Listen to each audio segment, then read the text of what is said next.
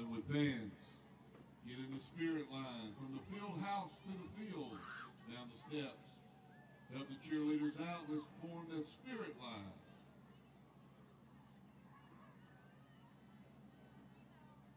And we'd like to let everybody know that our concession stand is open. We got Kona Ice down in the end zone. Glad to have Kona Ice here tonight. Get you some hot food. The grill is open. Drinks, candy. We'd like to thank our volunteers so much for helping us tonight in the concession stand. Bathrooms are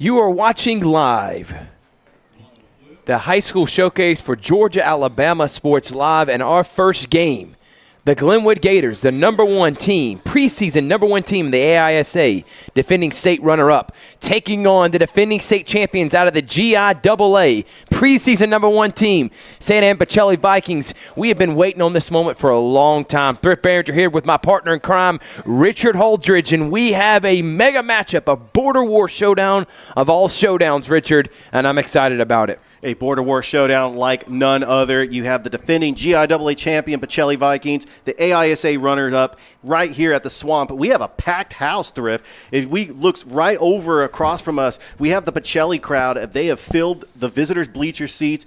It's going to be a fun time for high school football tonight.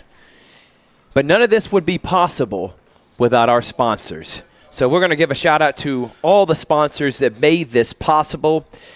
First off, Alliance Specialty Contractors. Thank you to Jody Crum and his staff. Is a full-service, veteran-owned roofing and restoration company.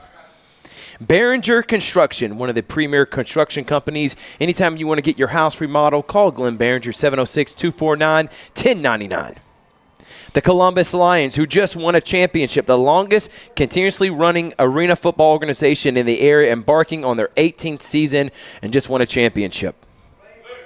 Terry Johnson Agency. They can help you bundle your home, auto, RV, boat, and more. Save you money. Insurance made easy. 706-324-6360.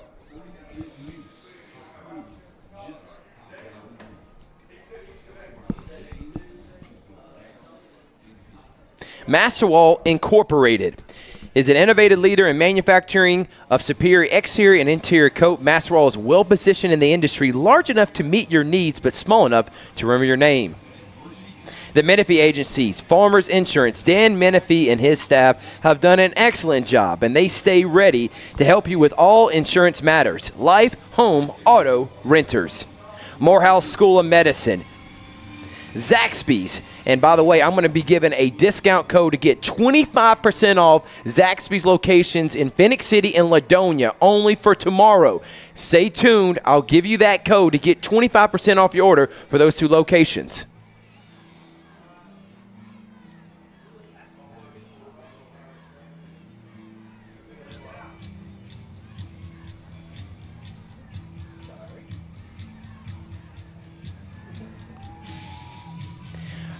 Auto Gallery, Chevy, Buick, GMC. Mark Foster is one of the best GMs around, and discover the best in new and pre-owned vehicles at your go-to source. Auto Gallery, Chevy, Buick, GMC, and LaGrange. Owl State Agency, Alex Quinney. They do a great job taking care of the community, and thank you so much for their support. Sports Visions as well. You can listen to Sports Visions radio show with myself, Thrift Behringer, and DJ Jones every Monday and Thursday, 92.1 Smooth R&B. And the Sports Visions Facebook page. And last but not least, P&B Broadcasting, Real People, Real Radio, Q1073, Kiss 99.3, and the media stations under P&B's umbrella. Community first, Real People, Real Radio. All right, it's go time, Richard. I'm super excited about this matchup. Glenwood has a starting quarterback in the name of Dallas Crow. This guy is elite. He's one of the best around the area. He can make plays with his legs and his arms, and I'm interested in seeing because he's going to be getting the ball first. What are some of the keys for you, Richard? The key is if Dallas Crow has a clean pocket, he can throw the football down the field, but he can also scramble and use his legs to gain yardage. He is a dual-threat quarterback. He was the second leading rusher on the Glenwood Gators team last year behind J.T. Banks, who has gone on and graduated. He plays for Lane College now. But Dallas Crow, saw him in action a couple of games last year. He's getting the football first. And there is the opening kickoff. It's going to go into the end zone, and the Gators are going to start at the 20-yard line. So Coach Dwight Jones of the St. Ann Pacelli Vikings, he has been coaching for over 40 years, many different schools, but he finally won his first state championship last year with these Pacelli Vikings. I love the white helmets and the white jerseys with the red pants. And then you got the Glenwood Gators under head coach Ryan Nelson. If Nelson sounds familiar, his dad, Ron Nelson, legendary coach around this area at Central, and now his son's getting an opportunity here with the Gators.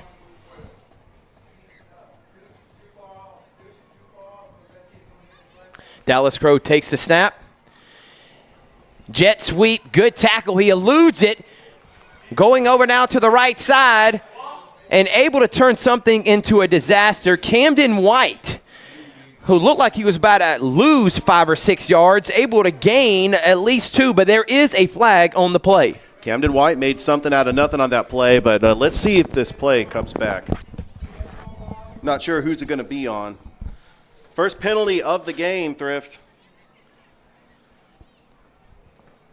Waiting on the officials now.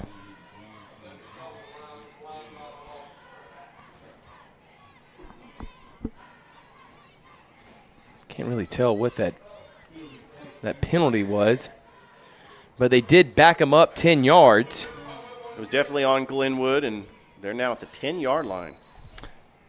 So now it's going to be first down and 20 for Dallas Crow.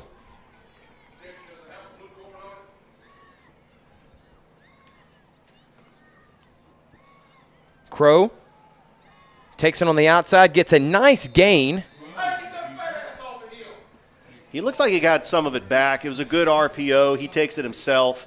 But they now have a second down and 10 situation, but it's a good job getting some of that back. So now we got second down and 12.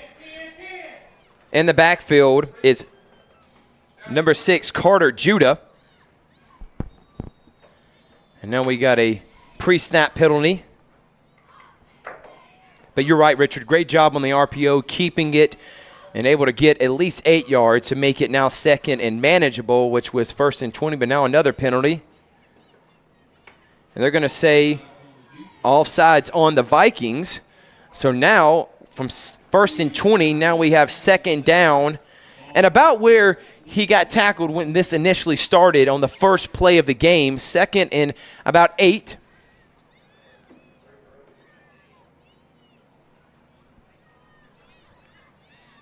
Crow getting the signal from Nelson. Takes the snap.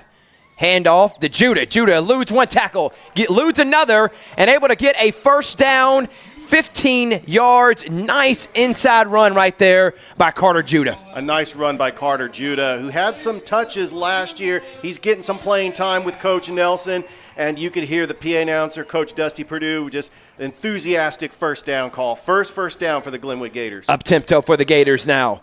Another inside handoff on Judah. Nice gain for at least 4 yards to make it second down and 6. Now, the Gators are replacing an elite running back last year. Absolutely. JT Banks, he is now at Lane College. For those of you who don't know, that's a Division III school up in Jackson, Tennessee. Judah now on the far side as a receiver. Crow for his first pass. Over to Judah over the middle. Judah able to get a first down. Nice pitch and catch from the quarterback Dallas Crow and running back Carter Judah. First down, and the Gators opening up well on this first drive, already past midfield. Great slant pattern by Carter Judah, an up-tempo offense. They're in Pacelli territory. Handoff, high snap. But again, nice job by Judah because he was hit initially behind the sticks, and able to at least get a yard to get some net positive gain. Now it makes it second down and about 9. Nobody in the backfield, 5 wide receivers. This is new for Glenwood.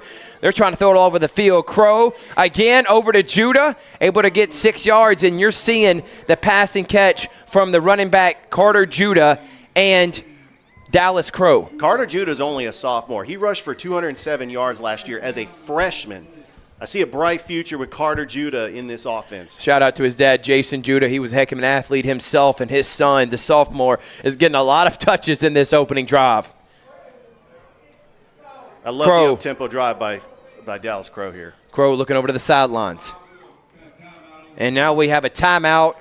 Coach Dwight Jones, he did not like how his defense was set up. And right now, the Pacelli Vikings defense, they're on their heels. And it's a great job by Dallas Crow. He's just finding that open spot in the middle. It's not something you're used to seeing with the elite defense of the Pacelli Vikings. Well, when you have a team like Glenwood who gets the ball first, they want to try to get it in the end zone.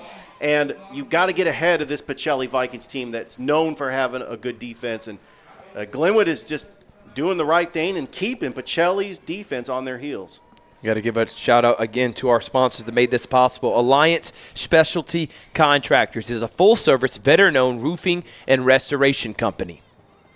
Behringer Construction for all your home remodeling needs. Call Glenn Behringer at 706-249-1099. The Columbus Lions, the longest continuously running arena football organization, embarking on their 18th season. And Terry Johnson Agency, LLC, for all your insurance needs, home, auto, RV, boat, whatever it is. Terry Johnson, his staff, Jeremy Crosby, they're going to take care of you. All right, here we go. Third down and manageable. Crow takes the snap, and he goes around right side, and he's all the way down to the 30-yard line before he's hit, and a gain of at least 15 yards, and then a flag on the play.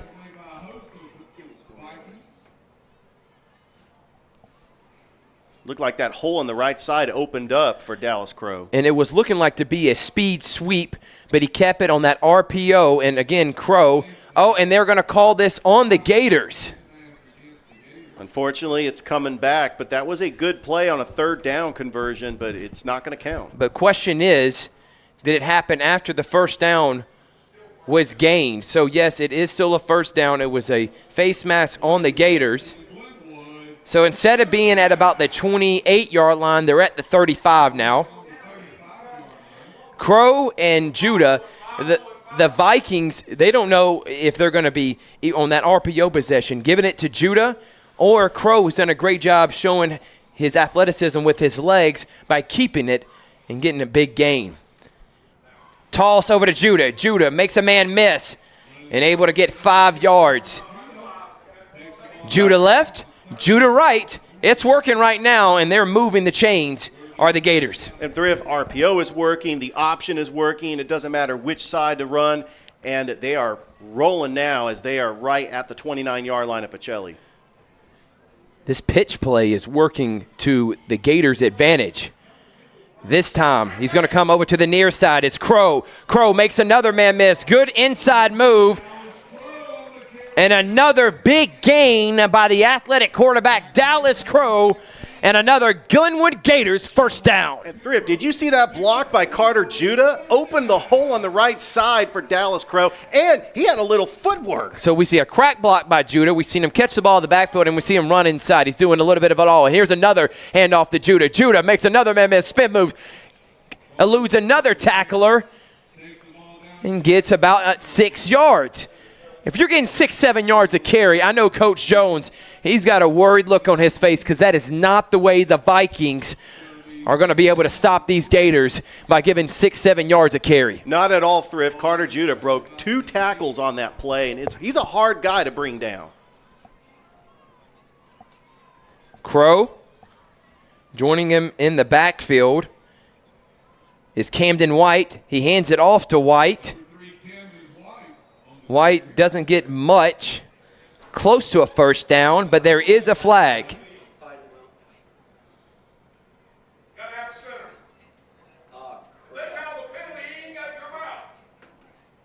Get back in, Will. Come on. Trying to see, and they're going to say a face mask on the Vikings, so now this is going to set up first and goal for the Gators. And you could not have drew up a better start if you're Coach Nelson and this Glenwood staff. Absolutely. They're right inside the 5-yard line. It's going to be half the distance to the goal. It looks like they're right at the 3-yard line. I would say run RPO, quarterback keeper, maybe even a quarterback sneak. Crow in the shotgun position. Takes the snap, hands it off. No, he fakes it. He's going to go around the right side, but good job pursuing him by the Pacelli Vikings, a minimal gain, and it's going to set up second down and goal at the 3-yard line for the Gators. One thing about Pacelli's defense, they run sideline to sideline. The speed on the right side, and there was no room for Dallas Crow to try to move on that left side, but it was a good play by Pacelli.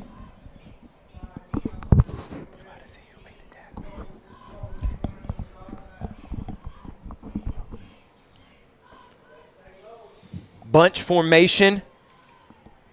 Hands it up. Touchdown, Gators. He waltzes in, does Dallas Crow. Great job by the offensive line. Weird setup for the Gators. Had the Pacelli Vikings confused, and there was a hole big enough for all 3 of us, me, you, and Toygar, to walk through, Richard. Absolutely. Great job by the Glenwood offensive line just to build a hole, and Dallas Crow goes into the end zone untouched. Glenwood strikes first. All right, there is a flag. Now, Thrift, I want to remind you, Griffin Montroy, he's the kicker last year that kicked the lights out of the stadium. That you made that call, didn't you, Richard? Absolutely. And this is the exact same area where he kicked that against Bessemer Academy.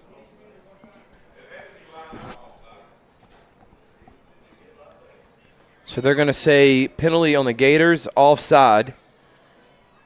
And I've seen this before. I think, yeah, the offensive line are going to – the Auburn Tigers, I've seen a lot of college teams. Oregon, they do this weird setup to try to confuse the defense. And the extra point is up and right down the middle. And with that, they take 8 minutes and 10 seconds off in that drive, and the Gators lead 7-0 here in the first quarter. We're going to take a quick break. It's Georgia Alabama Sports Live High School Showcase. Number 1 Pacelli versus number 1 Glenwood.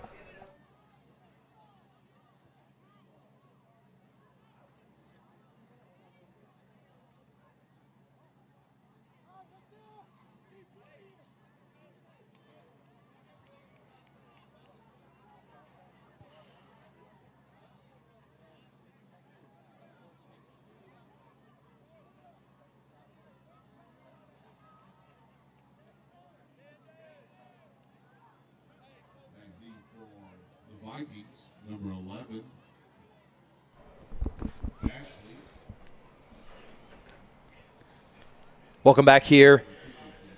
The Glenwood Gators took off 8 minutes and 10 seconds in that opening drive, Richard. What a start, and they just ran it down the Pacelli Vikings' throat. Carter Judah left, right, and catching out of the backfield. And here is the kickoff. Set the return for the Vikings is number 11. Deloyd Ashley, and Ashley gets nothing. Great coverage right there by the Glenwood kicking team, and not great field positioning for the starting quarterback who's taken over Cam Ellis. Coach Purdue called him the Tim Tebow of this area. He's gone, and now Christian Brown, the junior, is making his first start of his high school career. And he has really taken over the realm of Cam Ellis, who's gone on as he has graduated. And Christian Brown is only a junior. He has not seen a whole lot of snaps at the varsity level. I mean, he has played at the JV level, but he's ready to take this Pacelli Vikings team.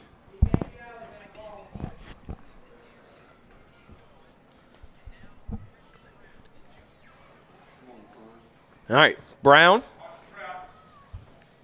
Can't see in the backfield because the way his jersey's set up, what number that is. They didn't do us any justice as we were up here in the press box. Looks like Desi Morgan is in the backfield, Desi Morgan Jr. And Brown's going to make a pass. Wide open is A.J. Justy, and he overthrows him. That would have been a touchdown. He would have been high-stepping down the sideline if he had caught that one. But the pass was too long. You knew his adrenaline was – he saw him wide open and just threw it too far. A.Z. Justy had one-on-one coverage by the corner, Tanner Pickering, and Justy beat him by a couple of steps. And if that throw was right on target, Pacelli would have been in the end zone for 6.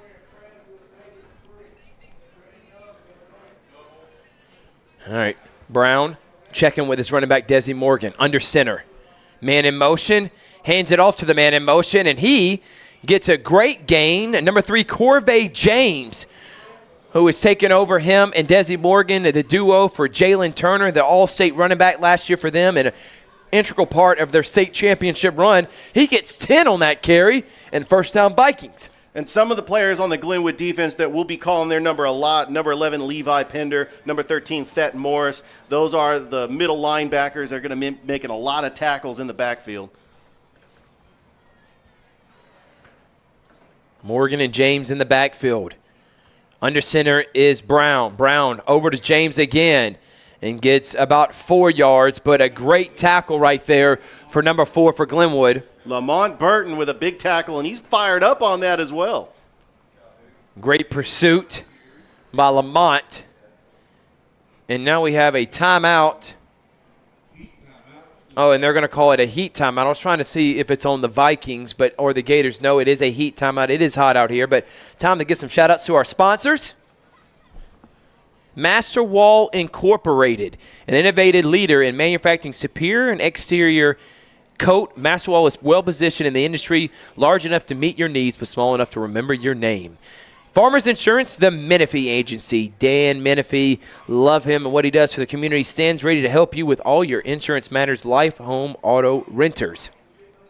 The Morehouse School of Medicine, located in Atlanta, Georgia, was founded in 1975, one of the premier HBCU schools around the state of Georgia. Zaxby's. Who doesn't love a good kickin' chicken sandwich or wimpy wings or a Zack Snack meal?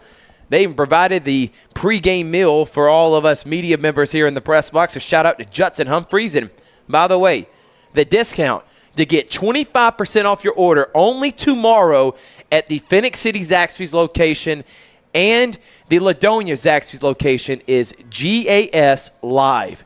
So when you go and do your order, get whatever you want, no matter how big the order is, you're getting 25% off if you say the words GAS Live. And tell them Thrift Behringer sent you too. There you go. Thrift, we got a score update over at Kinnett Stadium. Northside leading Columbus 44-0. Northside, right where they left off. I mean, already 44-0. But Coach Marino and his staff doing a great job. All right, Christian Brown hands it off to Desi Morgan. Morgan gets nothing and a loss of a yard. Great job by the Gators on that pursuit. Great job by Lamont Burton. Again, a tackle for a loss. And it sets up a big third down for Pacelli. This is the first time that Pacelli is in a third and long situation. By the way, Carver was leading last time we heard at halftime against Hardaway 20-6. So keeping it close is Coach McKenzie and the Hardaway Hawks. Freshman Bobby Gary. Looking forward to seeing him. Third down over to Corvée James. James runs over a man. Still pushing. Close to the first down. That's going to make it 4th and short. 4th and short. So what do you do right here if you're Coach Jones, Richard? You're in your own end zone. The way you're in your own end of the field. The way your defense couldn't stop the Gators, and it looks like they are going to punt. Well, I would have gone for it there. It's close. This early in the game? Well, you're down 7-0. You're giving the ball back to Glenwood. We saw how good Glenwood's offense was running down the field on their first possession. It's close. I mean, it just depends on how close it is. If it's 4th and inches, I would do a quarterback sneak with Brown. But if it's 4th and 2 or 3, I'd punt it away. Vikings set the punt. He's going to Camden White. Fair catches that. Decent punt. And the Gators are going to start at their own 33-yard line. So last time these two teams played each other, Richard, the Gators lost 28-13. Then the Gators played Brookstone the next week, lost by 2. And guess what? The Gators play Pacelli this year, and then again Brookstone next week. So they're trying to see how they match up against the top teams in Georgia, private school-wise, around the area. And right now they're off to a great start, up 7-0 with 4:21 remaining in the first quarter. Mason McCrane all the way to the near side. Camden White far side. Crow and Judah in the backfield. White in motion. Fakes a jet sweep. And great tackle right there by the Vikings by number 27. Yeah, Braden Hudson, great tackle for loss in the backfield. Dallas Crow was going nowhere. Actually lost a couple. One player to watch out for Pacelli on that outside, number 12, A.Z. Justy. He is a playmaker. I guess you would call him an Iron Man player. And it's number 12 versus number 12, two elite basketball players, Justy and McCrane, guarding each other, both 6'3". What a matchup. Love seeing that matchup. Crow takes a shotgun, screen pass, Not even close to Camden White, but great defense right there and great coverage for the Vikings. And number 5 for Pacelli, Jarquez Morgan, all over that. He sniffed that out immediately. And now it's 3rd down and long for the Gators. Yeah, the play blew up in the backfield, and it was one of those that was behind the line of scrimmage. Was a live ball, but luckily the play blew up, and then the play ended up dead. All right, 3rd and long here. Gators at their 33-yard line, and then we got a penalty. And hard count by Dallas Crow. 5 free yards, it looks like, Thrift. No, they're going to say false start on the Gators' offensive line. They're saying they caused the Vikings to jump off sides. Okay. Well, this is going to set up for a 3rd and long situation for Glenwood. I tell you, if you're Pacelli's defense, this has got to give them confidence to try to stop Glenwood to get the ball back. Because that first drive, Glenwood just marched all the way down the field and scored a touchdown. Well, now if you're Coach Nelson, are you going to play it safe right here? 3rd and 15, you're up by 7, no reason to take a gamble. But you do got a playmaker in Dallas Crow. Crow throws it up for McCrane. McCrane almost intercepted, but they're going to be calling a pass interference on the Vikings right there. He definitely looked like he pushed him in the back. He did. Justy is wondering how that call was made. He was right there step for step with McCrane, but he did put some hands on him.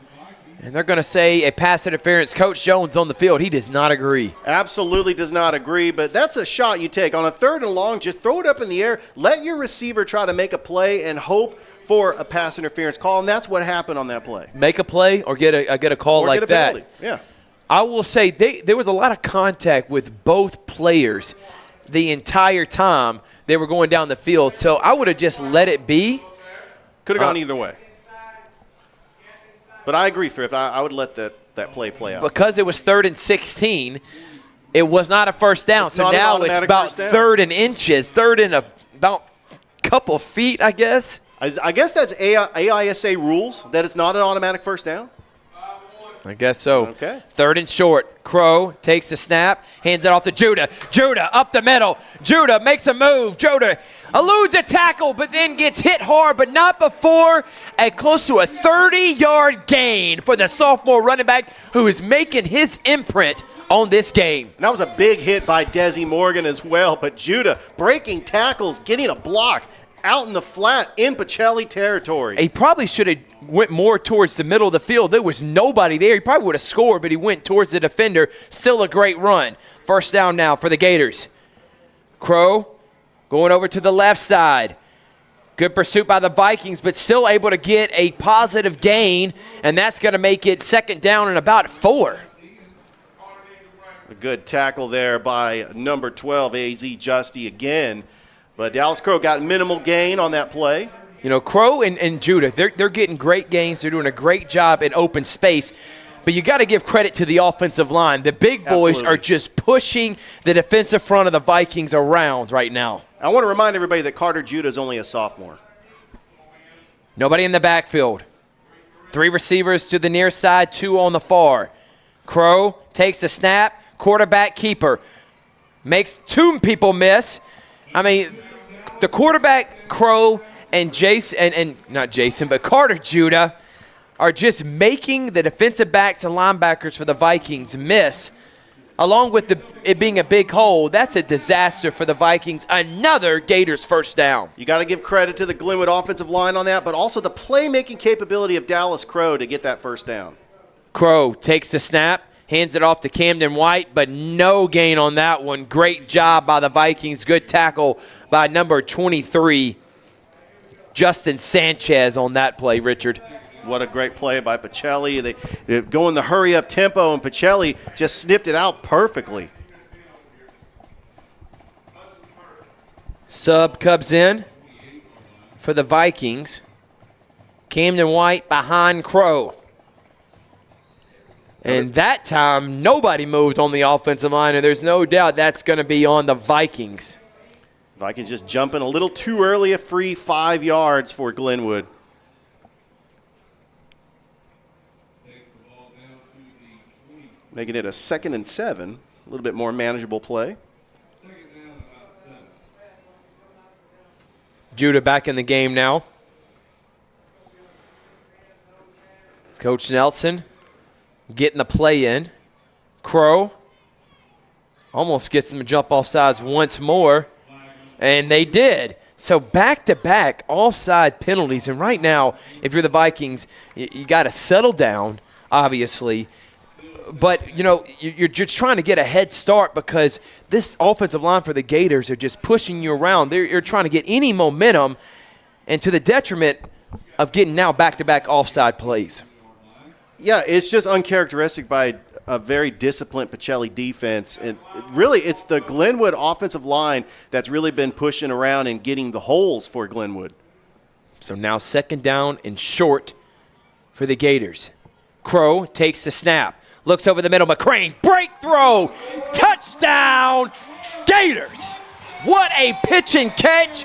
Dallas Crow, beautiful throw, and then the big possession receiver Mason Crane catches it into the end zone. Quick slant pattern, Dallas Crow's first touchdown pass of the season, and Glenwood leads it 13-0, pinning the extra point. I mean, the over-the-middle throw has been wide open the entire game. I don't think they've thrown it towards the sideline except for the screen pass that was sifted out early by the Vikings. And now the Gators are up 13-0. Extra point is up and good. And just like that, the Glenwood Gators are up 14-0. Time to give some shout-outs to our sponsors. Auto Gallery, Chevy, Buick, GMC, and LaGrange discover the best in new and pre-owned vehicles at your go-to source. Auto Gallery, Chevy, Buick, GMC. Allstate agency, the Alex Quinney, does a great job taking care of all your insurance needs. Shout out to Alex Quinney, a former alumni of the Glenwood Gators. Sports Visions. Listen to Sports Visions radio show every Monday and Thursday, 92.1 Smooth R&B, and the Sports Visions Facebook page, Thrift Behringer and DJ Jones. And P&B Broadcasting. You can hear all the great things with Sports Visions and everything around the community by tuning in to P&B Broadcasting, Q1073, Kissin 99.3, and the myriad of other stations. Real people, real radio. If you want to sponsor our next game, DM us or email at gaalsportslive@gmail.com, and we can make that happen. If you want to be an integral part of high school sports around the Tri-City area, we're going to be calling so many games for at least 10 to 15 different high schools around this area. Glenwood's up 14-0, Richard, and it is not looking good so far. He gets the kickoff and doesn't get much of anything right there.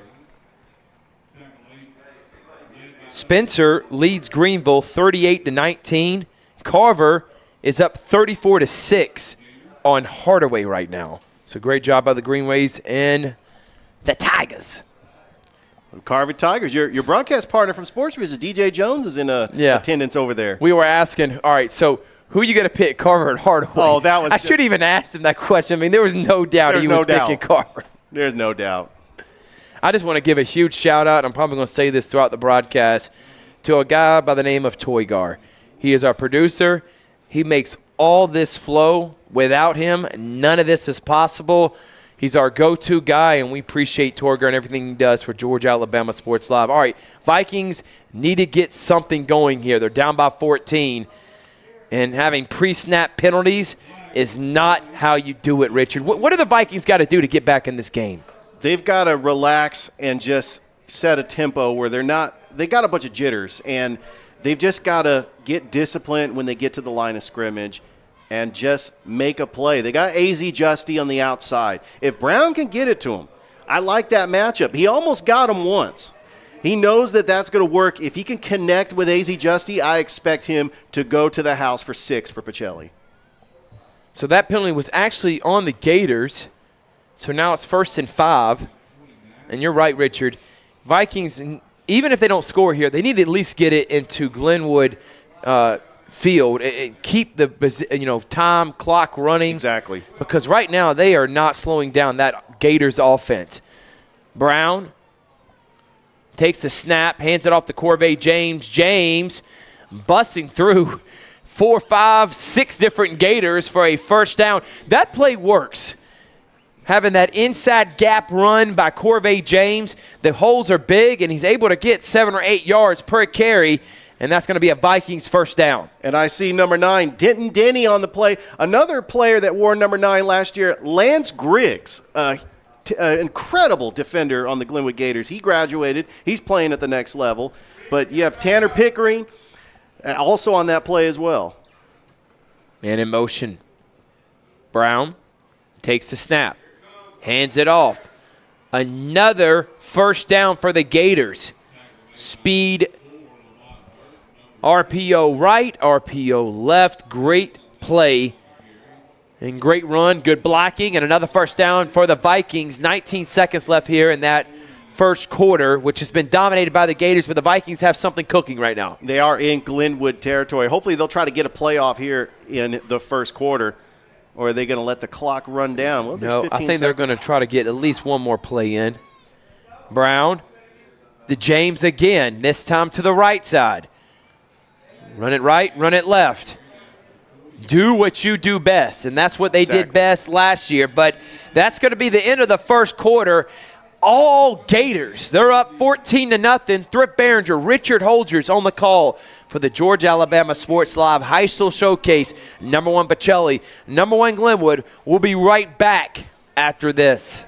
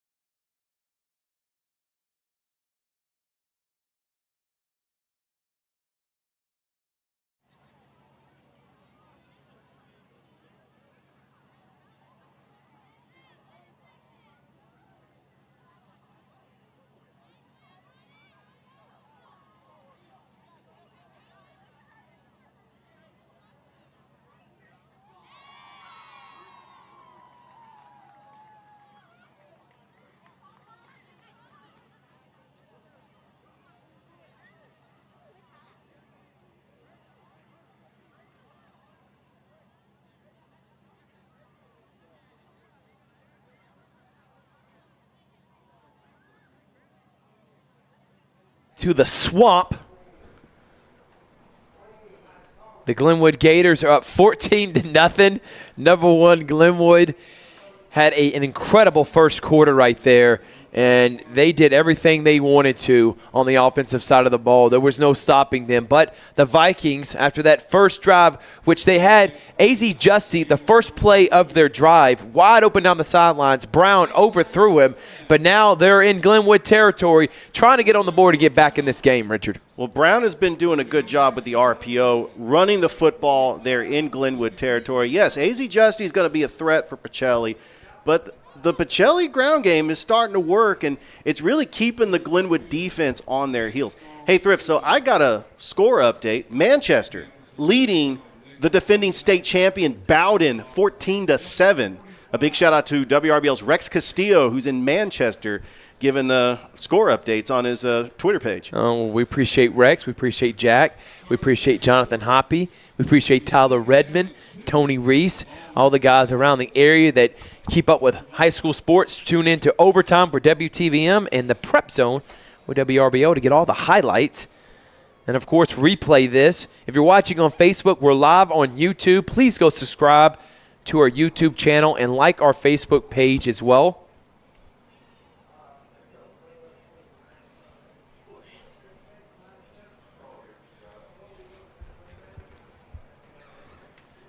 About 3 seconds on the play clock right now. I wonder it's taking so long for the Vikings. And that is going to fire up Coach Jones. Did he get a timeout? He did get a timeout, but now that burns his second of the half.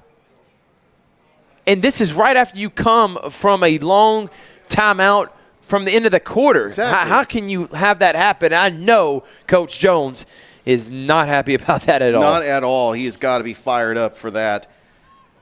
As we're trying to get some score updates. Last time I checked, Thrift, Northside leading Columbus 51-0. I don't think they're missing Malachi Hosley.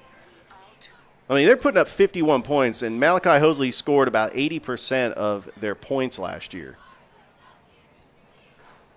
They also are playing a team that they are a lot better than, and that is in a 2 classifications lower. Exactly. Columbus is in 3A. We should take it a little bit with a grain of salt, but It's still a good sign for the Northside Patriots and Andrew Orpeza. All right, back to action here. 2nd down and short at the Glenwood 39-yard line is the Vikings. Brown takes the snap, hands it off to James. James, wide open hole. He has the first down, breaks another tackle. I'll tell you what, both teams' running backs, Corvée James, Desi Morgan, Carter Judah, Camden White, Crow, I mean, these guys are breaking tackles, and they're just running through the defenders for both teams. Another Vikings first down. Well, they have no problem getting hit. I mean, they stay up after the second hit. They refuse to go down, and I love this drive by Pacelli. They're right on the 30-yard line. And down 14-0, they got to have a good drive. If they want to stay in this game, they've got to punch it in for a touchdown.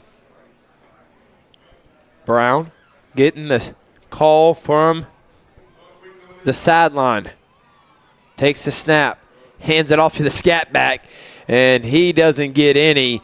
And a huge hit right there for number 34 for the Gators.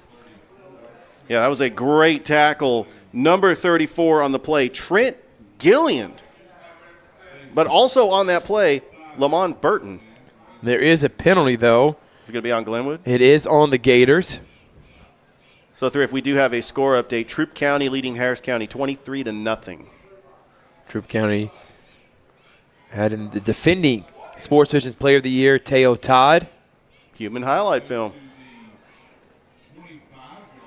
So that's going to be 5-yard penalty. That's going to move them up now to the 25. It's going to make it 1st and 5 now for the Vikings. Great crowd here. Oh, absolutely. Great job by the Vikings showing up. I mean, there is a ton of people here at the Swamp. But we appreciate you joining us on Georgia Alabama Sports Live. Brown, snap, keeps it. He's going to get his first run of the game. Really jukes himself out and run right into the big man, number 55 for the Gators. Wesley Graham. Great job by getting his big paws on Brown, and that's going to be a loss of a yard to make it 2nd down and 6. And another stop by Lamont Burton. He seems like he's on every tackle, Thrift. That's usually when you have a linebacker with speed, you're pretty much on every tackle.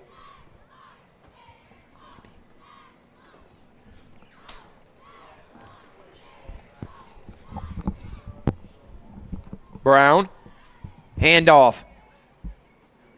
About 2, maybe 3 yards on that play for Jason Nelson, the running back. This is running back by committee. A lot of guys are getting touches for the Vikings. It's going to make it 3rd and manageable. 3rd down and 4 now. Let's see if these Gators can pin their ears back or if we can see the Vikings finally go over the top to the big receiver, A.Z. Justy. He's all alone over there. This time not guarded by Mason McCrane. He's guarded by Camden White. Brown takes the snap, hands it off again to Jason Nelson, and Nelson initially gets at least 3 or 4 yards, but does get pushed back, but they're going to say forward progress.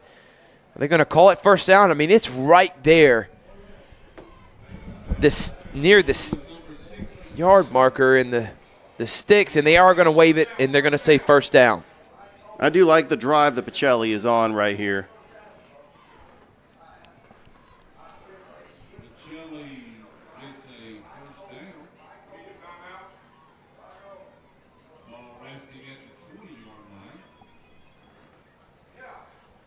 First down, and they're finally in it, the red zone. Red zone is brought to you by Sports Visions.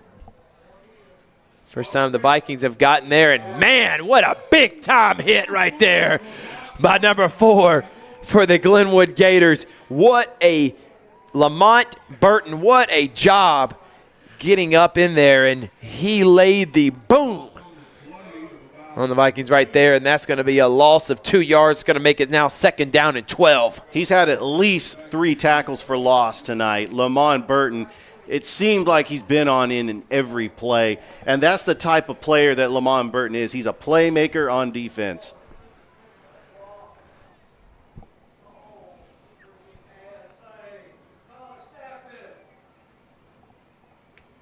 Brown takes the snap. He's going to throw it up to Justy. Justy doesn't turn around in time. Almost intercepted by Camden White. Miscommunication right there by the quarterback and receiver. He was open, but not a great pass.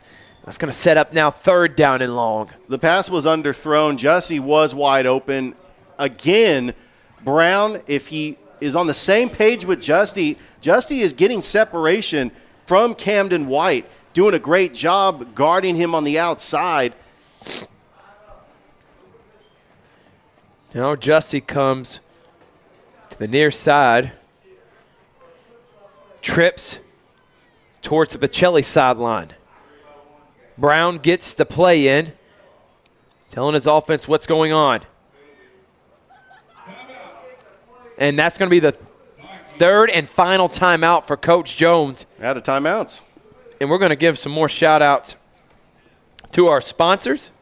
Let's give it up for our Glenwood cheerleader. Alliance Specialty Contractors, full-service veteran-owned roofing and restoration company. Behringer Construction, for all your home remodeling needs. Call Glenn Behringer at 706-249-1099. The Columbus Lions just won a championship, heading into a new league, just hired a new head coach. Damian Daniels, the Nighthawk, one of the best players in history. Nice job by the Lions and Casey Smith and his staff there. And Terry Johnson Agency, LLC. Call Terry Johnson, Jeremy Crosby. They can help you bundle your home, auto, RV, boat, and more and save you money. Insurance made easy. 706-324-6360. All right, obviously, if you're the Vikings, you're not about to kick a 40-yard field goal if you don't get anything on this. So this is 2-down territory, so you need at least get 5 or 6 yards to make that 4th down play manageable for the first-year starter, Brown. Brown, he seemed composed so far in the game. Low snap, able to get it. Brown takes off. Brown hit early, does elude 1 tackle, but not before a gang of Gators hit him. And only about a 3-yard gain. Now it's going to make it 4th down and 9. Are they going to go for it?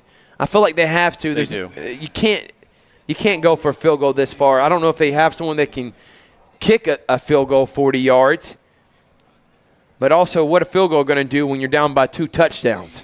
I think what Brown needs to do here on this 4th and 9, just put the ball in the air, let AZ Justy. They are going to kick it right now. And it looks like they have an offensive lineman that's going to kick a field goal. He stutter steps, bad snap. The kick was long enough, and if he had enough time, he probably could have made it. But great job and great stand by the Gators. And with 7:42 remaining, it's 14-0. Still Glenwood. Now, Pacelli, even though they're down 14-0, they're going to get the ball to start the second half. If they could stop Glenwood here, if they just cut it to 14-7, Pacelli is back into this game, Thrift. I mean, it's a 2-score deficit. I mean, it's not more than a 2-score deficit. I mean, it's something that Pacelli can do to come back.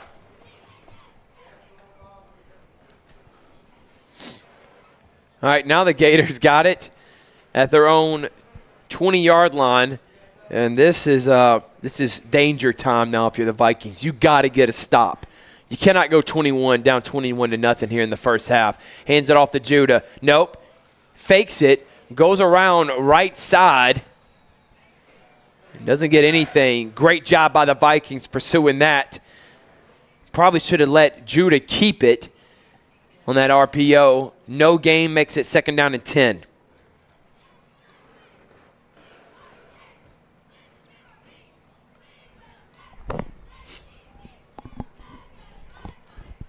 It's like Travis Moore was on in that tackle. If you're the Travis Deuce Moore, good basketball player for the Vikings basketball team. Shout out to Corey Black, the AD for the Vikings, and Tim Fanning for believing in what we're doing here for Georgia Alabama Sports Live. There's a reason why they have the best programs around the area. All their athletic programs are going and playing for state championships. All right, we're going to give some more shout outs to the sponsors that made this possible. Master Wall Incorporated, Farmers Insurance, the Menifee Agency, Morehouse School of Medicine, and Zaxby's. 25% off your order only tomorrow at the Phoenix City and Ladonia locations only. You have to say GAS Live to get 25% off your order. Say Thrift Behringer sent you, and make sure to get that discount. Thank you, Judson Humphreys, for that. All right, so we got 2nd down and 10 now for the Gators. Obviously, you want to waste time, but the up-tempo is working, so you don't want to do it. You don't want to go away from what has got you in this 14-0 lead. So 2nd down and 10 for the Gators. Crow comes out. We haven't seen much of Mason McCrane, the big-time receiver. Camden White and him on the near side. Crow takes it, quarterback keeper, and he's going to gain about 5 or 6. That's going to make it 3rd down and manageable now for the Gators. Well, I think the Dallas Crow RPO is working because he is a threat to throw the football. He likes to run to the right side, the left side, and get some extra yardage, and that's really keeping this Pacelli defense on their heels. Nelson sending in the play. Crow, deep shotgun, takes it, fakes the pitch, had Crow had Carter Judah wide open, and probably would still be running right now if he had pitched it, but kept it. Loss of a yard, and that's probably going to send the Gators punting. Good job by the Vikings getting the big stop. Great stop by Pacelli. Desi Morgan Jr. on the tackle, and that's what Pacelli wants, is to force Glenwood to punt the football, give Pacelli a chance to try to get a score before halftime. So we got a timeout here. We're going to take a quick break and see Georgia Alabama Sports Live High School Showcase. Number 1 Pacelli, number 1 Glenwood. They lead 14-0 over the Vikings.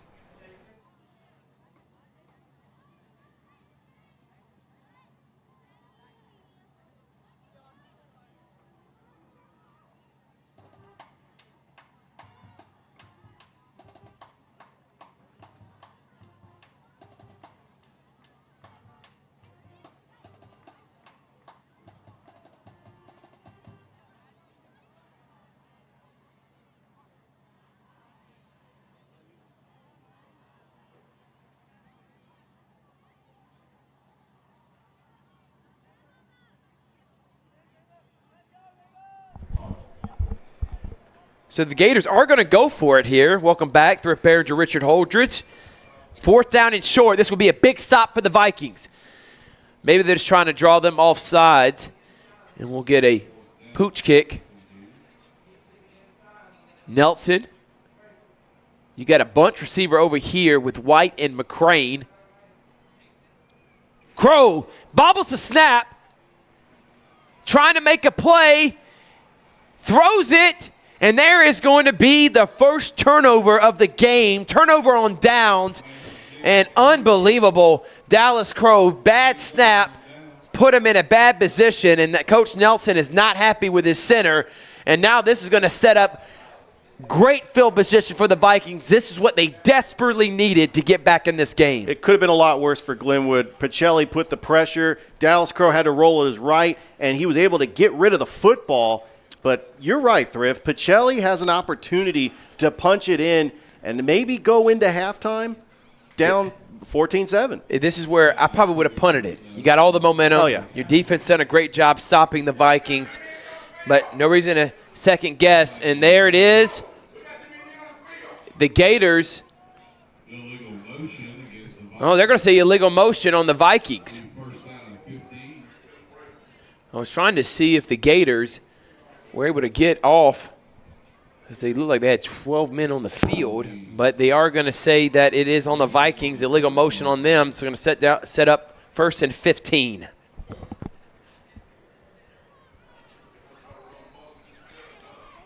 Brown, high snap, bobbles it, is Corvée James, but able to keep it.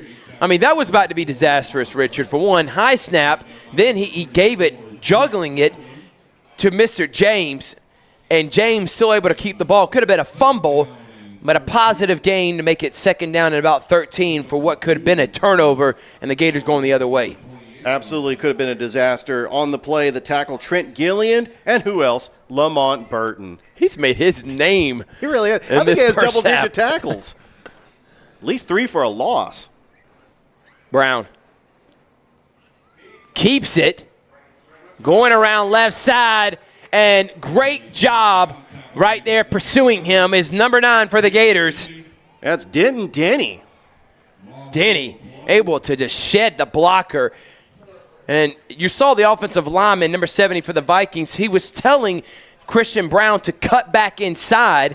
He didn't do that, kept going around him, and that allowed Mr. Denny to shed the block and get a loss tackle right there to make it 3rd down and long now for the Vikings. And I know Coach Jones, he wants this touchdown desperately on this drive. Get him back in the game. Brown, screen pass over the head of Corvée James. That's going to be incomplete. Whistle blew it dead. And that's going to make it 4th down and long. And obviously they're not going to go for another field goal after what happened last time. So they're going to have to go for it here. Coach Jones and the Pacelli Vikings, they got some things they got to go over. They're not out of this game. They're only down 14-0. They have moved the ball. They have some success running the football. But every time they get into Glenwood territory, they start kicking themselves in the foot. And it's the defense for Glenwood. Samaje Williams, that's the first time we've called his name tonight, showing the pressure on Brown. Yeah, they definitely have to go for it on 4th down. It looked like there was a play clock, but Brown's going to throw it up, and he caught the ball. Touchdown, Vikings. Unbelievable. How did he catch that, and how did the Gators not able to make the play?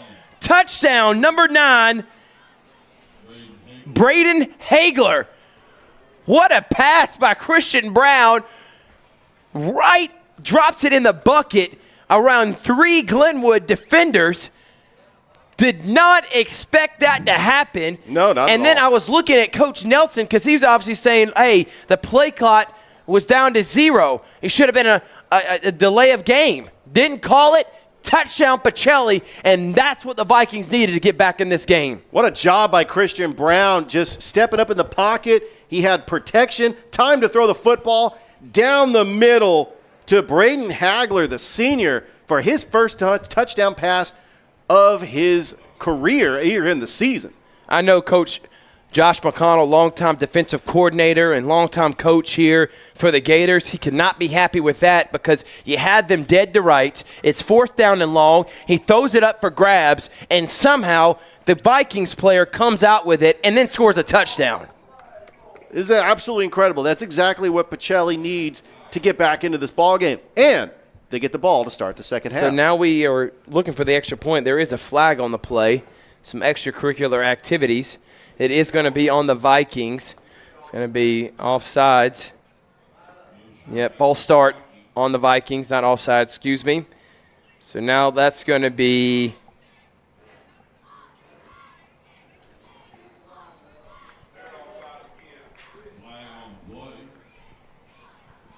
Looks like another penalty throw.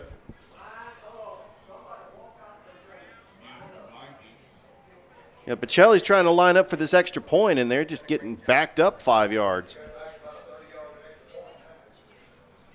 This is going to be like a long field goal attempt. And another flag. Unbelievable. This time unsportsmanlike conduct on the Vikings. That's going to set them up 15 more yards. Man, that is not what you were wanting to see from the Vikings, especially after that big-time play to get you right back in this game. We got Travis Moore out there attempting the extra point for Pacelli. So next week, Thrift, Glenwood plays Brookstone. Pacelli plays Tatnall Square Academy.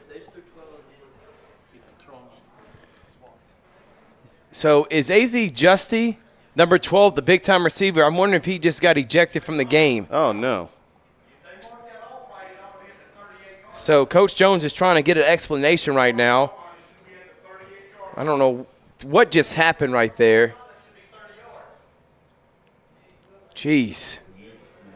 I mean, you're shooting yourself in the foot right now if you're the Vikings after that play. It was an incredible play.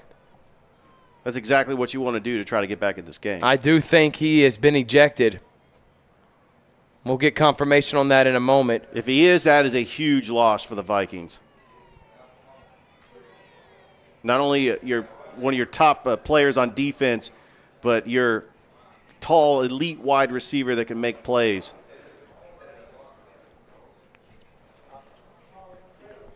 So he has been ejected from the game. AZ Jesse, the big-time playmaker, is ejected for unsportsmanlike conduct, and that is a detriment to his team, especially after scoring right there and getting back in the game. Huge loss, as you said, Richard, for the big-time receiver who's trying to go to the next level. Obviously, not something that represents the Vikings, and I know he wished he could take that back. So does Coach Dwight Jones.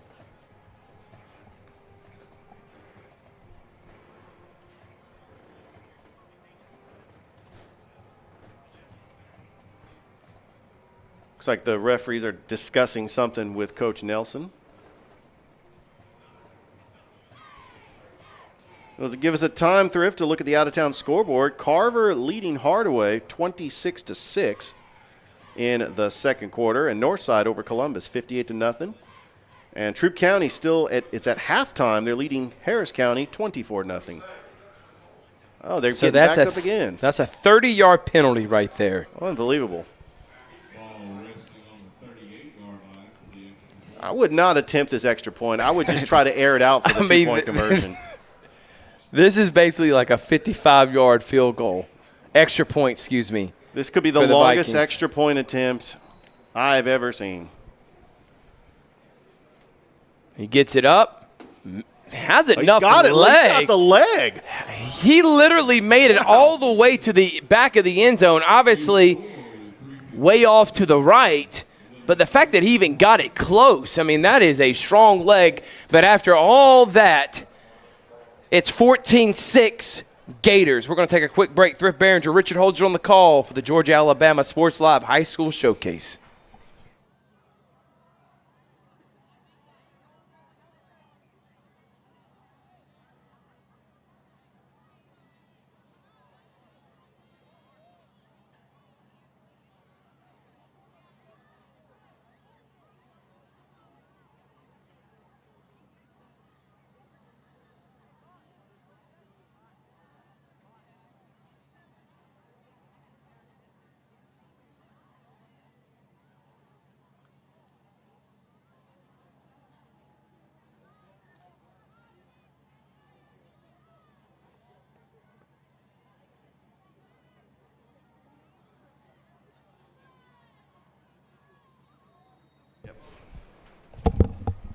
All right, welcome back here. Vikings made an incredible.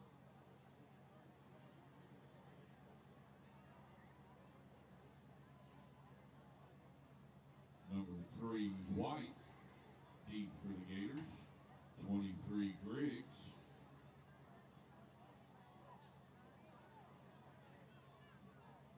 Ivy will do the kicking.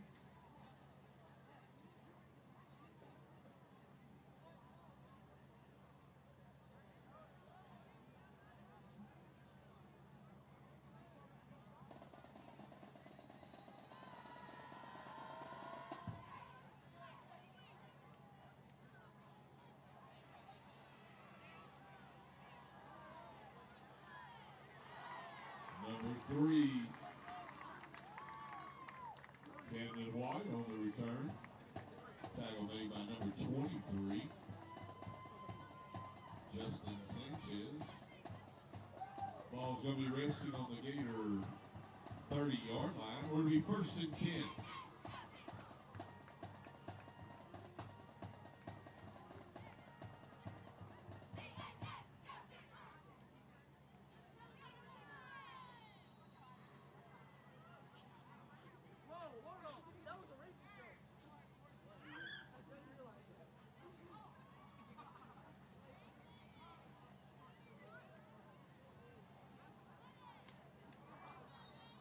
White on the screen pass.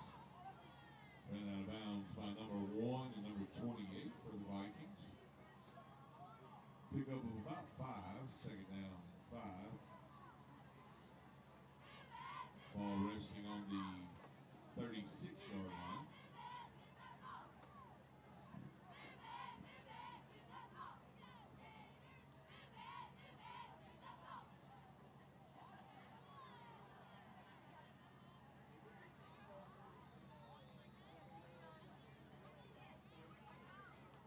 Ball across the 40 to about the 42.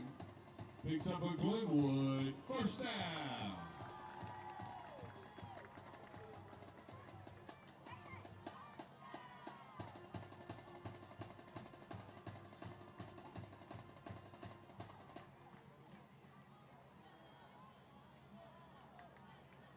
Dallas Crow on the keeper. Gets close to the 50, across the 50.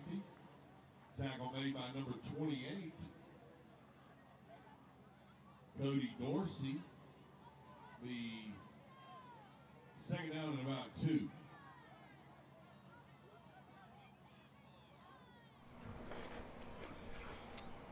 Welcome back here. And there is a loss of a tackle. Thrift Behringer Richard Holger's on the call. So right now, Dallas Crow has had back-to-back great plays. That one was a loss. That's going to make it 3rd down and about 5. We're at midfield. If you're just now joining us, the Gators dominated that first quarter, doing whatever they wanted to on offense. The Vikings, able to get in their territory, kept shooting themselves in the foot. Then the Gators had a turnover on downs. Christian Brown on a 4th down and about 15 threw it up for grabs, and somehow a Vikings player came up with it, Braden Hagler, for the touchdown. And there is going to be an offside penalty on the Vikings. But after the play and after the touchdown was scored before the extra point, all-state wide receiver A.Z. Justy was ejected from the game. We don't know why. There was some extracurricular activities, unsportsmanlike conduct. 2 of them were thrown, and that set up about a 50-yard extra point for the Vikings. And that's where we're at now, 14-6 with 2:20 remaining. Hands it off. No, he keeps it again. Makes a man miss. Jukes him out of his shoes. Ankles on the floor. What a move right there by the quarterback, Dallas Crow. And a big-time gain. And that's got to be close to a Gators 1st down. Tackled by junior Jason Nelson for the Pacelli Vikings. Very close to the sticks. And a good job by Dallas Crow. He's got speed to the outside. When he gets a block, he can turn up the jukes up the field. And he looks like they're getting close to moving the chains as well. Thrift Behringer Richard Holgers, Georgia, Alabama Sports Live High School Showcase. First game of the season is a good one. Number 1 Pacelli, number 1 Glenwood. Glenwood driving now up 14-6. Crow sets, throws, and that one's almost picked off. Looks like he didn't have control of the ball. Did Pacelli tip it? Something's going on. I think Crow may have been hit in the face, too, right there by the defender, one of the defensive linemen. But that throw was thrown into the ground, almost intercepted by the Vikings. And now it's going to make it 2nd down and long. Crow's going to have to come out the game. He got hit in the eye right there. So now backup quarterback for the Glenwood Gators, and number 11, Levi Pender. Recognize that name from basketball? Actually, now I think they were going to put Camden White in there. So Crow obviously is in pain right now. And he's got to sit out at least one play, but hopefully he's okay and he can come back into I'm the looking game. right now on the sideline. He looks like he's good. And he's actually putting the helmet back on. He's going to come back out there. So good timeout by Coach Ryan Nelson. Let's give us a quick shout-out to some of our sponsors.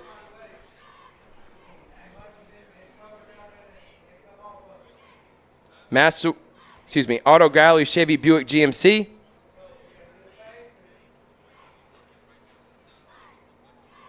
Allstate, Alex Quinney Agency. Sports Visions. P&B Broadcasting, real people, real radio.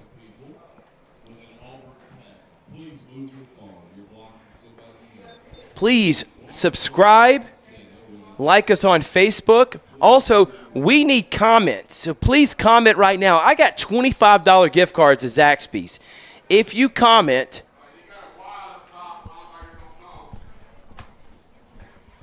Dallas Crow takes the snap, makes a man miss, but runs right into the defender because he ran into his own man as well.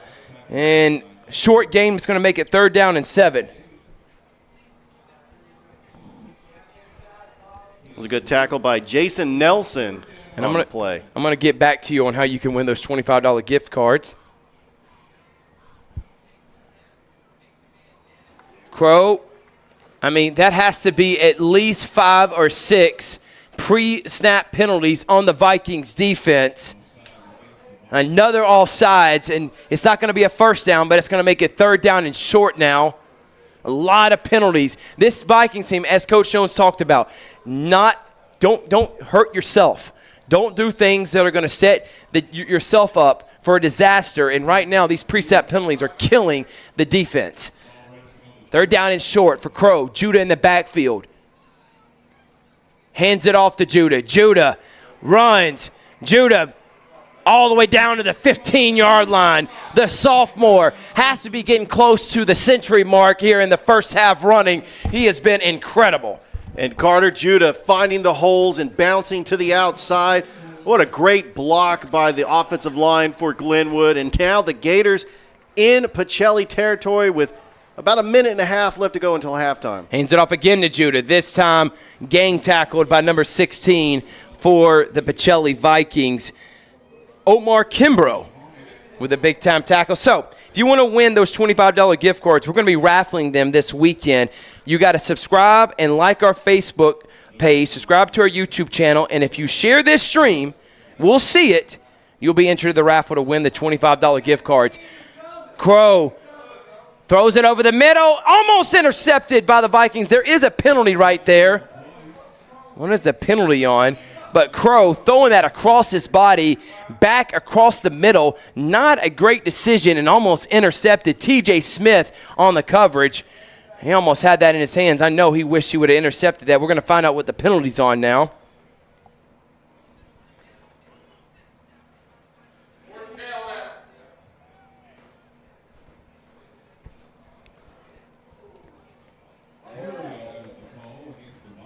So they're going to call it on the Vikings.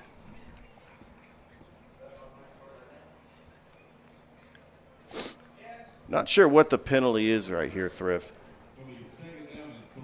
So it's going to make it 2nd down and 3.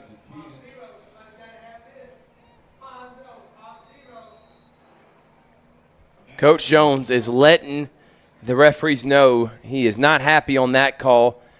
Crow doesn't give it to Judah, who we should have done that again. That's the 2nd time. He probably should have let Judah keep it. He hangs on to it, runs around right in, and loses 2 yards. Travis Moore and Desi Morgan Jr. on the tackle for the Pacelli Vikings. Trying to keep Glenwood out of the end zone. It looks like they're going to call a timeout. 28 seconds left to go. No, they're still going to go. They're still going to keep their timeout. 23 seconds remaining. Crow trying to get the play in. Over to Judah. Judah, nowhere to go. Good pursuit by the Vikings. And let's see what Coach Nelson does. Is he going to call a timeout here? Good tackle by T.J. Smith. So he's going to wait till it goes all the way down to about 2 seconds, and he's going to obviously probably kick a field goal here. But if you're Coach Nelson, you probably want to do over on that one. Absolutely. But good job by the Vikings defense. Obviously, a lot of things have not gone right for this Vikings in that first half. Other than the Hail Mary touchdown play, you've had a lot of pre-snap penalties. You've You've had turnover on downs. You've had high snaps. But yet you're only down 14-6, and if you can manage to either block the kick or the kick to be missed, only being down 8 points by the way you played in this first half, I think Coach Jones will take that, especially the way things have gone here. Absolutely. It's a one-possession game, and you get the ball to start the second half. This has got to be a win for Pacelli with everything that's gone wrong for the Pacelli Vikings. To still be in this game, that has got to be a win for Coach Jones and his team. So the kicker for the Glenwood Gators, Griffin Montroy, who you said kicked the lights get the out. lights out of the stadium. Is going to try for this 30, close to 25, 30-yard field goal. And another penalty. I mean, the officials have definitely got their work in this first half. And they're going to say offsides on the Vikings. I mean, Thrift, is it common that first game of the high school season you have a lot of penalties? I mean, it's not just for high school. You see it in college. You see it in pro, Right. especially for the Vikings. They got a lot of young, new faces on this defense. But this is something they definitely got to rectify if they're going to try to get back in this game. All right, here we go. Snap is good. Kick on the way. Right down the middle. Good job by the Gators. And they're going to head into halftime up 17-6. Number 1 Pacelli from the GIAA. Number 1 Glenwood from the AISA. We got a great matchup going on here on Georgia Alabama Sports Live Facebook and YouTube channels. It's the High School Showcase presented by Sports Vision. We'll be right back after this.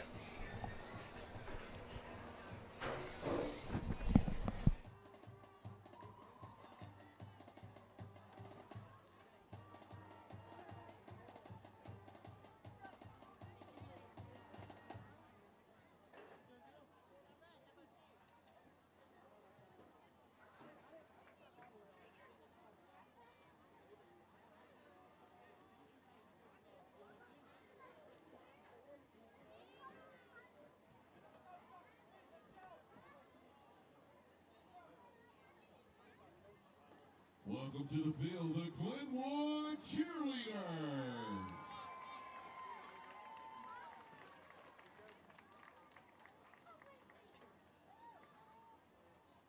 Let me tell you a little bit about this group. They are the back-to-back large varsity state champions. Under the direction of Coach Mandy Hutchinson. Let's meet them. Peyton Tice, AISA All-Star, UCA All-American. Whitley Harden, UCA All-American. Camden White, UCA All-American. Kylie Glasscock, UCA All-American. Kelly Wade. Hannah Terry, UCA All-American. Addison Corbett, UCA All-American. Presley Gould. Melina West Sanchez. Jordan Blackstock, UCA All-American. Jenna Grace Humphrey, UCA All-American. Reese Borum. Jaslyn Hunt. Chloe Miller. Carmen Bentz. And Addison Jernigan. Give it up for the state champions.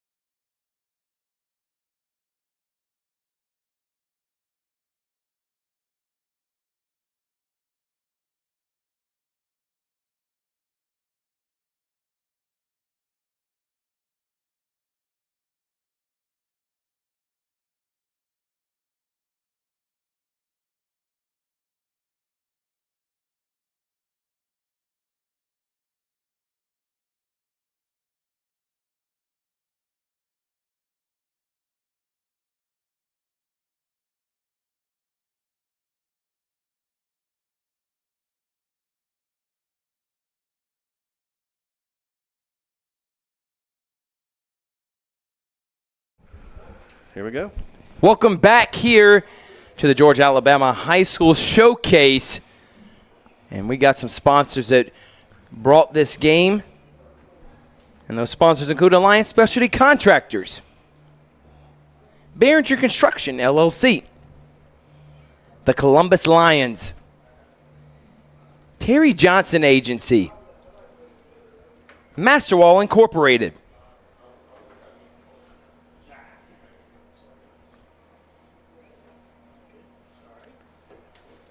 Masterwall, thank you to Grant Smithwick and Steve and all their staff. Auto Gallery, Chevy, Buick GMC. Shout out to Mark Foster and his staff there. Allstate, Alex Quinney Agency. My guy Alex, alumni of Glenwood, supporter of our live streams. Sports Visions, listen to me and DJ Jones. We're going to recap this game and more on the Sports Visions radio show 92.1 Smooth R&B on Monday, 4 to 6 p.m. and the Sports Visions Facebook page and PMB Broadcasting LLC. Real people, real radio.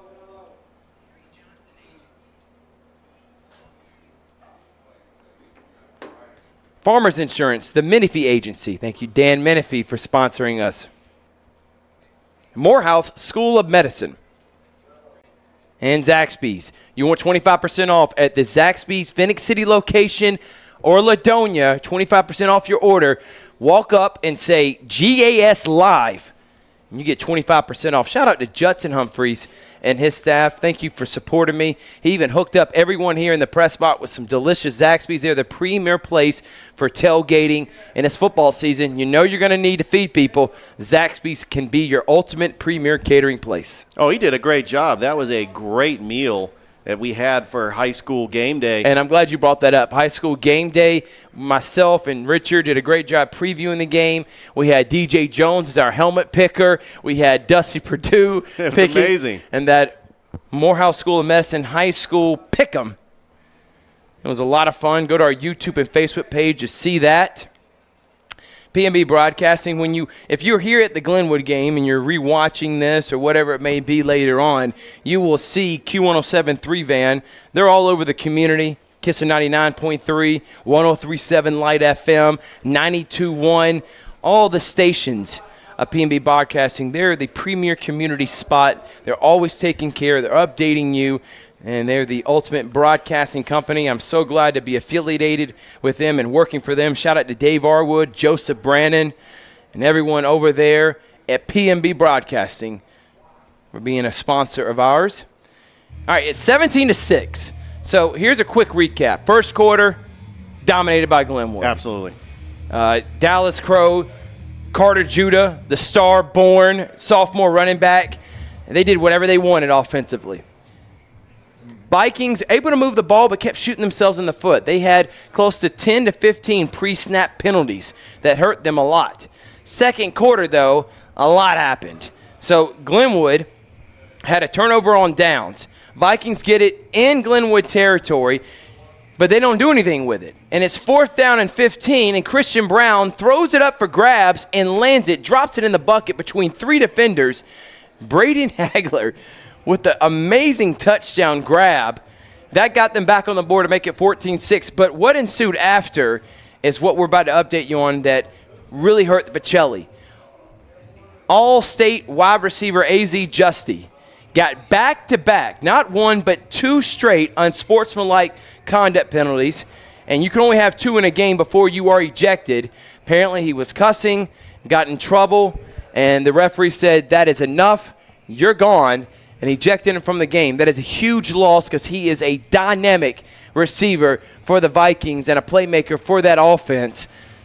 So then a 55-yard extra point, which was close, by the way. It was actually 54 yards, which didn't think the Pacelli Vikings field goal kicker had the leg to do that. Yes, he did.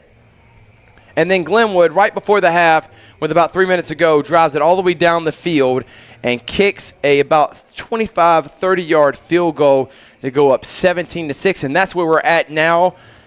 Thrift Behringer, Richard Holdridge on the call, and presented by Sports Visions. And shout out to my guy Toygar, the best producer around. My man's got like 8 arms. He's like an octopus. He's doing 9 different things all at once. I don't know how he does it, nor do I ask. I'm just glad he's on our team.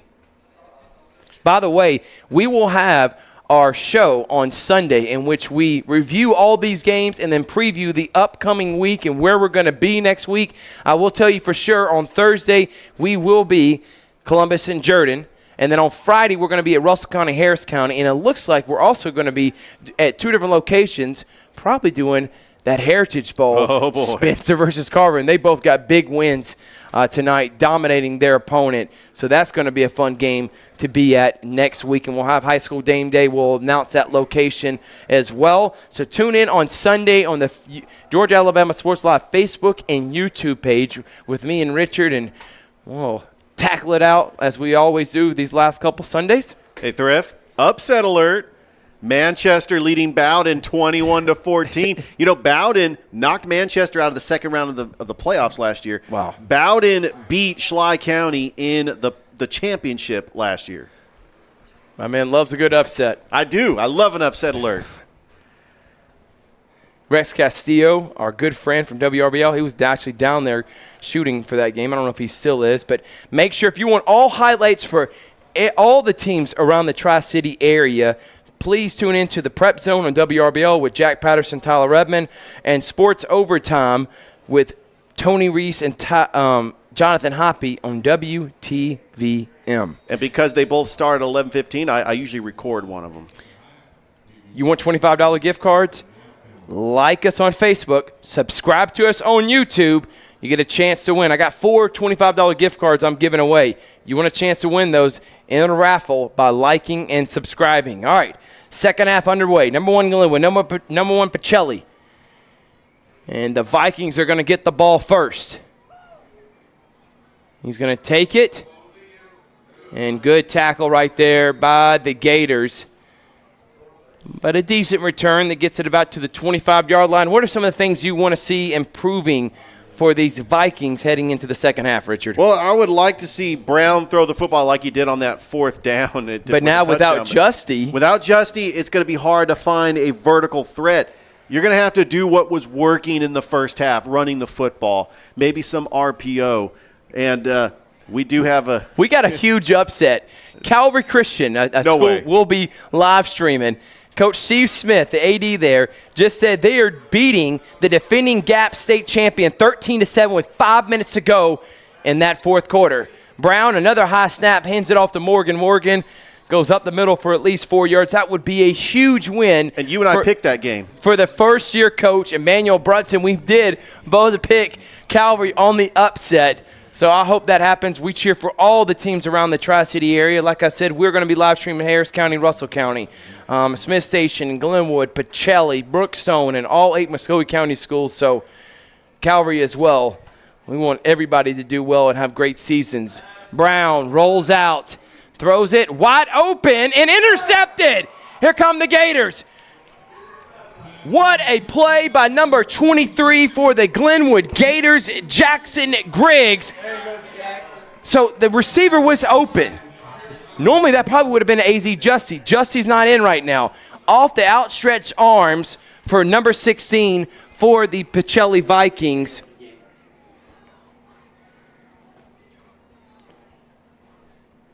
Omar Kimbrough goes right through his hands, and it is intercepted by Griggs. And we got a penalty now.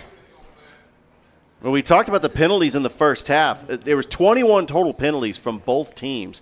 A very sloppy first half. Like we talked about, usually that first game jitters.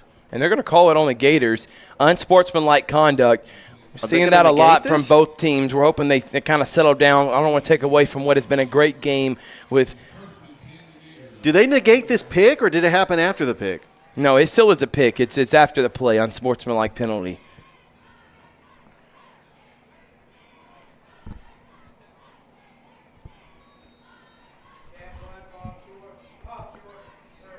I'll tell you what, those flags coming out as fast as someone in the Wild Wild West with a pistol. All right, here comes Dallas Crow. He makes a man miss, another man miss. And that's going to go all the way down, but at least a 5-yard gain, make it 2nd down and 5. Jason Nelson on the tackle for Pacelli. Nelson, he's been patrolling that backfield along with Desi Morgan. I mean, they've got some solid defenders. I mean, we've been calling their number pretty much tonight. TJ Smith is another one. He almost picked it off in the end zone in the first half. Crow, Judah behind him.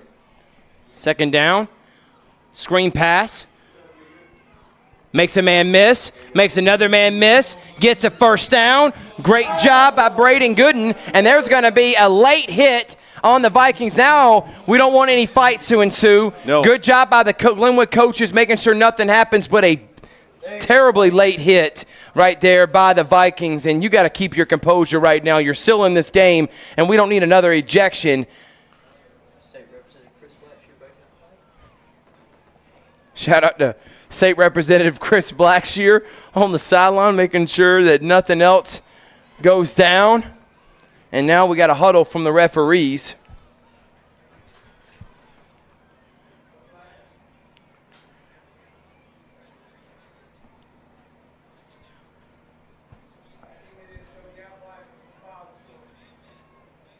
So, after the play, dead ball penalty, unsportsmanlike on the Vikings. That's going to be 15 more yards on top of what already was a great gain by Braden Gooden, making 2 people miss.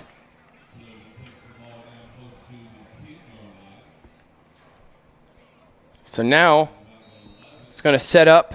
It's going to be 1st and goal. It looks like they're going to be at the 11, so they do get a 1st down. It will be at the 1-yard line. Crow. It's going to be definitely a quarterback keeper. Good pursuit by the Vikings, and that's going to be loss of a game of 3 or 4 yards. Good tackle by Travis Moore to blow that play up in the backfield. I thought that Dallas Crow had some speed on the outside to maybe get into the flat and possibly get into the end zone, but a great play by the Vikings. Good job by Deuce Moore. We've called his name a lot, been very impressed by him. If you're the Vikings, pin your ears back. Don't lose your composure and try to get a stop right here. If you're the Gators, if you can put it in one more time, that's going to take a lot of momentum and the heart and soul out of this Vikings team. They'll be going down by 18. 9:48 remaining here in the 3rd quarter. Crow. Touchdown, Mason McCrane. We've seen that once. Now we see it again. Crow to McCrane for a Glenwood Gators touchdown. Dallas Crow's 2nd touchdown pass of the game. Great play action to Mason McCrane in the back of the end zone. And Dallas Crow showing off his arm. And with the threat of the run game for Glenwood, it's really keeping Pacelli's defense on their heels. Exactly right. And then right there, a big possession receiver. You can't be behind him because he's going to gobble that thing up, and he just walked right into the end zone. Great pass, great catch. Gators up by 17. Here's the extra point. Snap is good. Kick on the way, right down the middle. And the Glenwood Gators now lead 24-6. And here is break time right now for the Gators. And the Vikings, let's take a quick sponsorship shout out. Alliance Specialty Contractor, shout out to Jody Crum and his staff over there, all your roofing needs. Behringer Construction, LLC. The Columbus Lions, who just hired the Nighthawk, Damon Daniels. And Bruce Figgins, the former Georgia player, too. Love it. Love being a part of the Lions. I'll be their play-by-play guy this year. Terry Johnson Agency, LLC.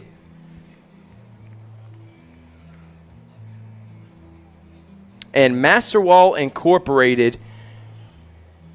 Farmers Insurance, the Menifee Agency. Morehouse School of Medicine. And Zaxby's. That discount code to get 25% off tomorrow is GAS Live. Make sure to say that at the Phoenix City and Ladonia locations only. All right, Pacelli, you need to get something right now because you're down by 17. you're having a tough time stopping this Glenwood offense who's doing whatever they want, running and passing. Crow has been efficient. He's been electric with his legs. Pacelli's got to get something going right now if they want to get back in this game. Gators kicking it off. And that was a heck of a kick. Great job by Glenwood right there into the end zone. And that's going to be a touchback. And so Pacelli will start at their own 20-yard line. Well, we knew that Griffin Montroy had a leg because his power on his kick is enough to knock the lights out of a stadium anyway. I don't know if that will ever happen again. I think that was a 1 in a million shot, Thrift.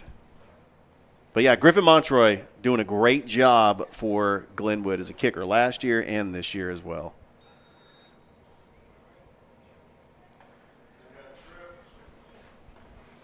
Trips to the near side. Brown takes a snap. Screen pass almost intercepted.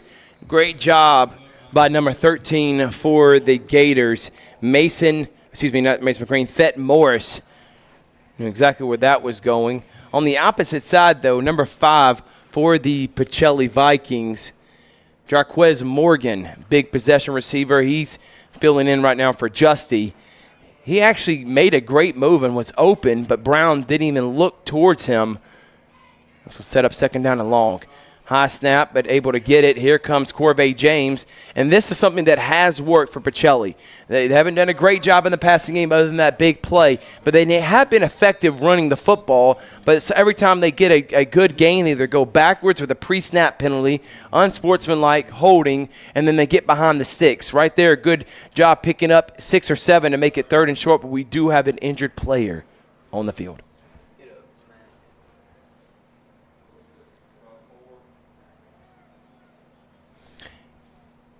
We're going to start giving some shout-outs. Troup County is beating Harris County right now. Carver's dominated Hardaway. The Spencer Green Waves looks like they're going to head on to a 1-0 record. Northside up 58-0. That's pretty much over with, but they're in the third quarter. And we do have some road games. We're trying to get score updates for you. Shaw is on the road taking on Marion County down in Buena Vista. You have Kendrick taking on Seminole County, and then you have Calvary Christian taking on the defending GAPS champion Cherokee Christian. 13-7, they're leading the defending GAPS state champion. Thrift, you and I called that game as far as our game picks for our high school scoreboard show for high school game day. You're exactly right about that, Richard. All right. Well, hopefully that player is okay. So now it's third down and short here for the Vikings.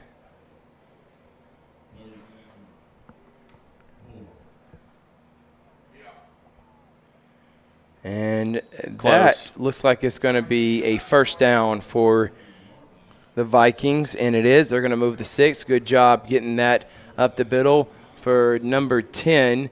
For the Vikings, Jason Nelson. Like I said, running back by committee. They have used a lot of guys in the backfield. Well, they've done a good job with Corvée James, Jason Nelson, really just filling the void from Jalen Turner, who's now going to be playing at Air Force. So a big shout out to Jalen Turner, their big featured back from last season. That pass. Was he throwing it? I guess he was just trying to get rid of it so he doesn't get sacked.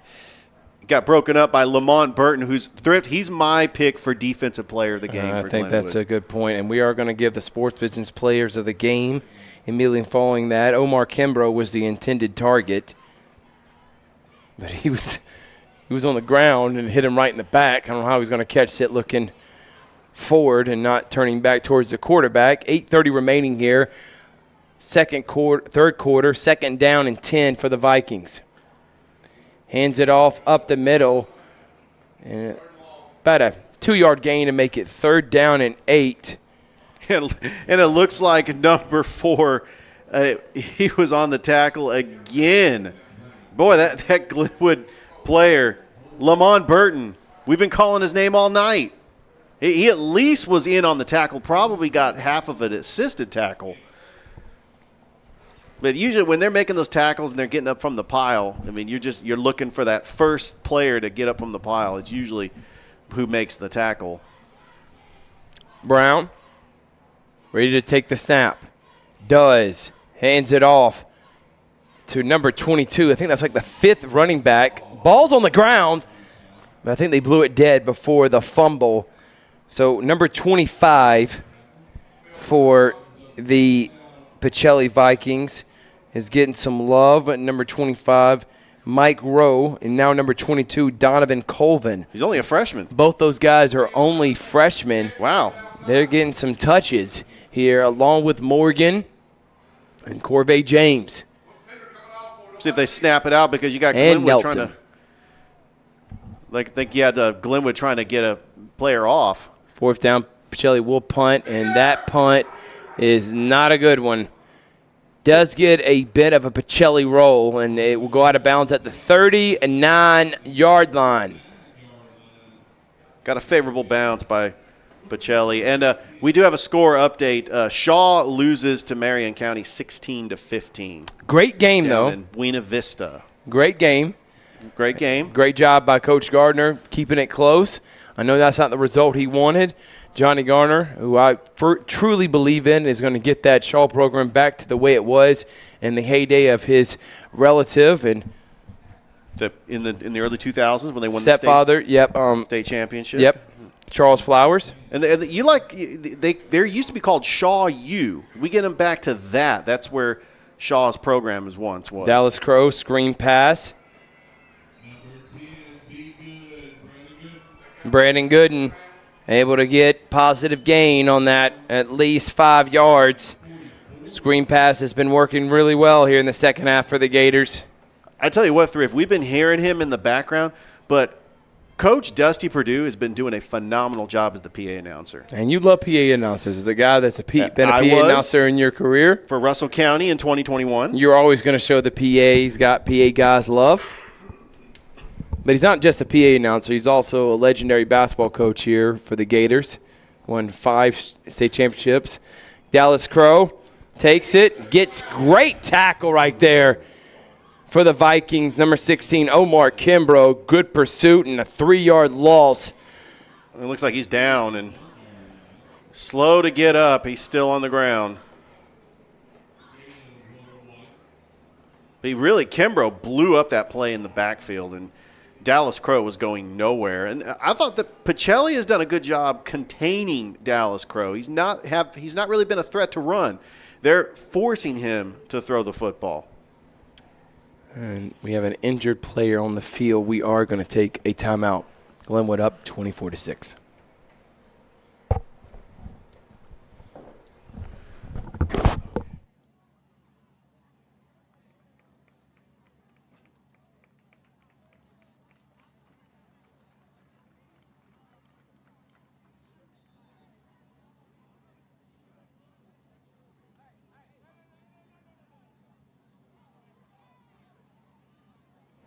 Welcome back here. Looks like Mr. Kimbrough is going to be okay. 3rd down and long for Glenwood. Crow trying to draw them off sides. He's done a good job of that in the first half. Not many of those penalties here in the second half. That hard snap count.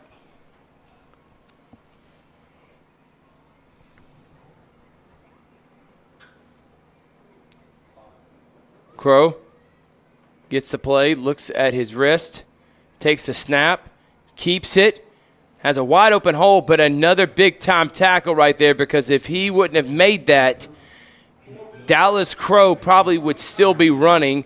Good tackle right there by number 16 for the Vikings. Omar Kimbrough. And we've called his name a lot, too. 4th and short. And they're going to go for it here. That's the smart move. Yeah. You're in no man's land. You're not quite in an area where you can punt it, and if you go for it and don't get it, it's not a big loss. There you go. And there is the pre-snap penalty that has everyone on the Viking sideline furious. What's another word for furious? Fired up. Well, no, they outraged that. We've used fired up enough. We have. Outraged. It's a crutch word. Yeah.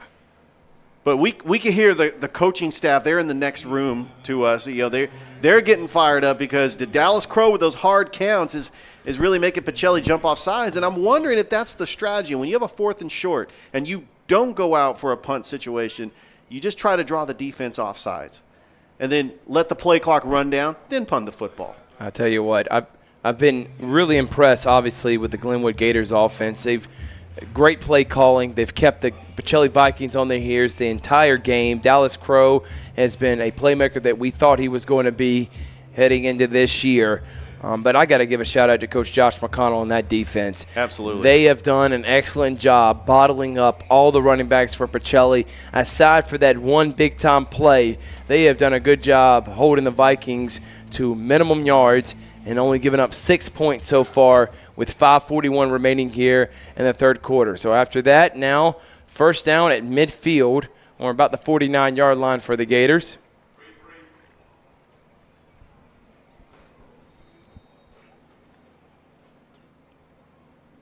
Crow hands it off to Judah.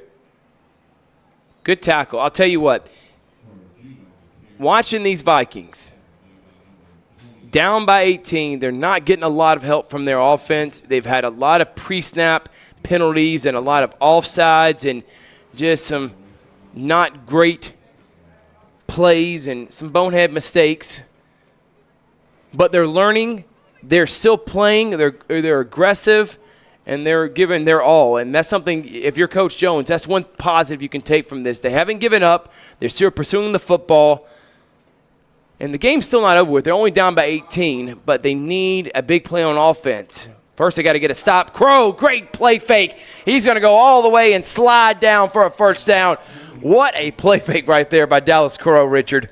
It really was. He ran the RPO to perfection. He saw a hole, and he turned on the jukes and found an open lane for the first down, and he does the traditional quarterback slide to get the first down. And Dallas Crow, he was the second leading rusher on last year's team behind J.T. Banks. He had 26 touchdown passes. I felt with Dallas Crow coming back for his senior season that he was going to have the confidence to run this Gator offense for Coach Nelson. Dallas Crow.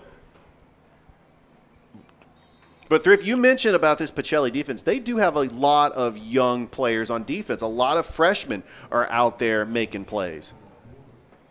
We called Cam Carino, Mike Rowe. We got Donovan Coleman. Through Behringer, Richard Holdridge on the call. There goes Judah. And he's going to get about 5 yards. It's the Georgia-Alabama Sports Live inaugural game of the high school showcase. We're going to be broadcasting over 15 to 20 games around the area. And this one was a good one. Number 1 Pacelli, number 1 Glenwood, and it's lived up to the expectations. We've had great plays, but Glenwood is showing why they're the preseason AISA number 1 team. And I've been impressed with this offense for sure. Crow trying to get him to jump off sides. Pacelli not biting this time. Getting the signal. Looks like Coach Nelson's going to have to call and waste a timeout here for a delay of game. And we're going to take a quick timeout. Thrift Behringer, Richard Holdridge on the call. It's Pacelli versus Glenwood. Glenwood up 24-6.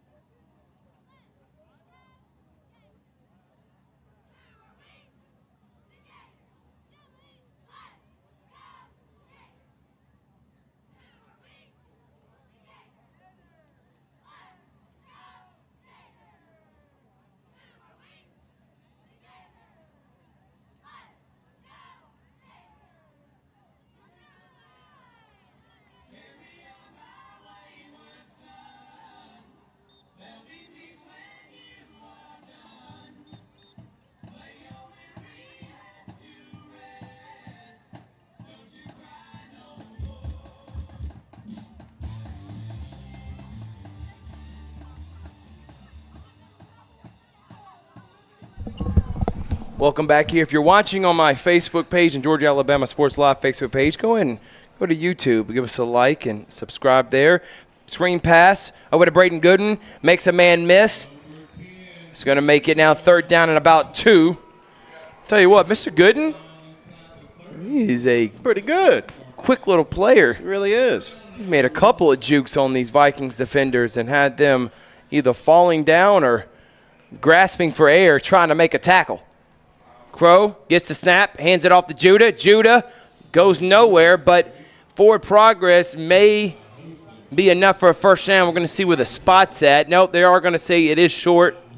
They'll probably go for it here. Carter Judah, Thrift, he's only a sophomore. Bright future. Bright. You know, Carter Judah reminds me of someone that was a big part of our broadcasting on high school game day, Mr. Judson Humphreys. He was a big-time running back here for the Glenwood Gators. Oh, yeah. He was a guy that got a lot of touches as a freshman, as a sophomore, got a lot of love, and then all the way to his senior year. My boy Judd. I will say I think Carter's a little bit faster than you, Judson, though you'll have a problem with me saying that. But Carter Judah has a bright future here And Thrift, for the Gators. We do have a final score. Carver did defeat Hardaway 47-6. Deontay Childs, remember that name? Yeah. 4 rushing touchdowns. Wow. Can't wait for next week's Heritage Bowl. I know. Spencer and Carver. Now, that is going to be a first down for the Gators.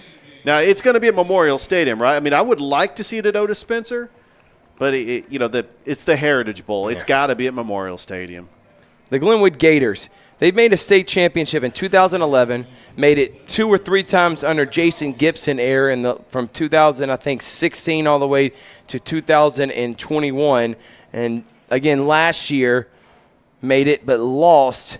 I think this year's team has a really good chance. Dallas Crow almost made it all the way to the end zone, weaving and bobbing all the way to about the 15-yard line. And, man, I tell you what, this Glenwood Gators team, I think they have what it takes. I know it's early in the season, but to do it against a team that won the state championship last year, I know it's not the same team, but still, Pacelli's going to be really good.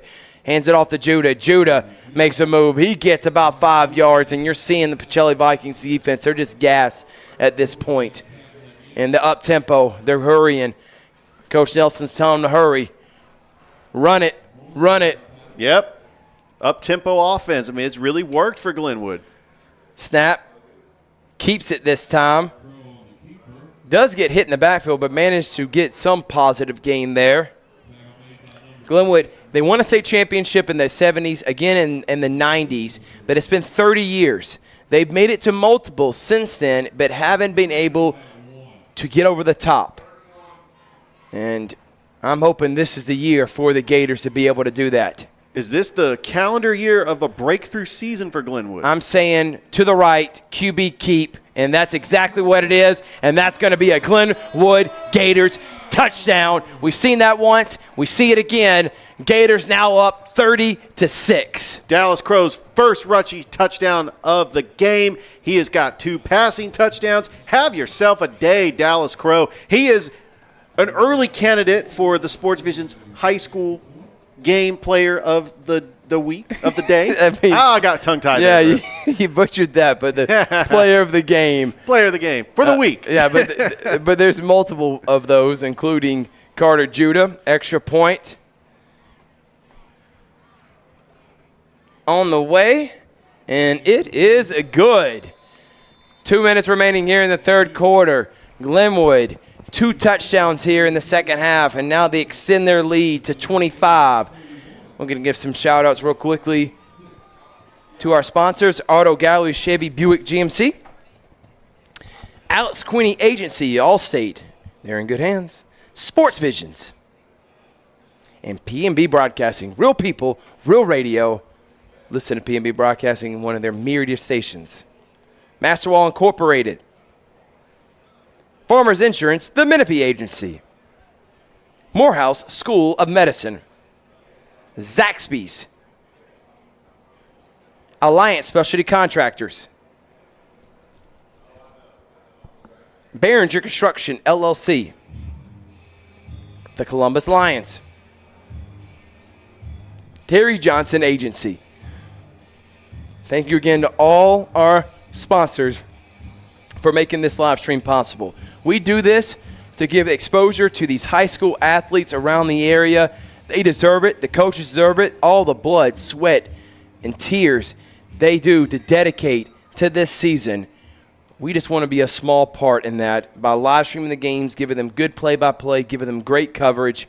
And I'm glad that all the sponsors believe in what we do.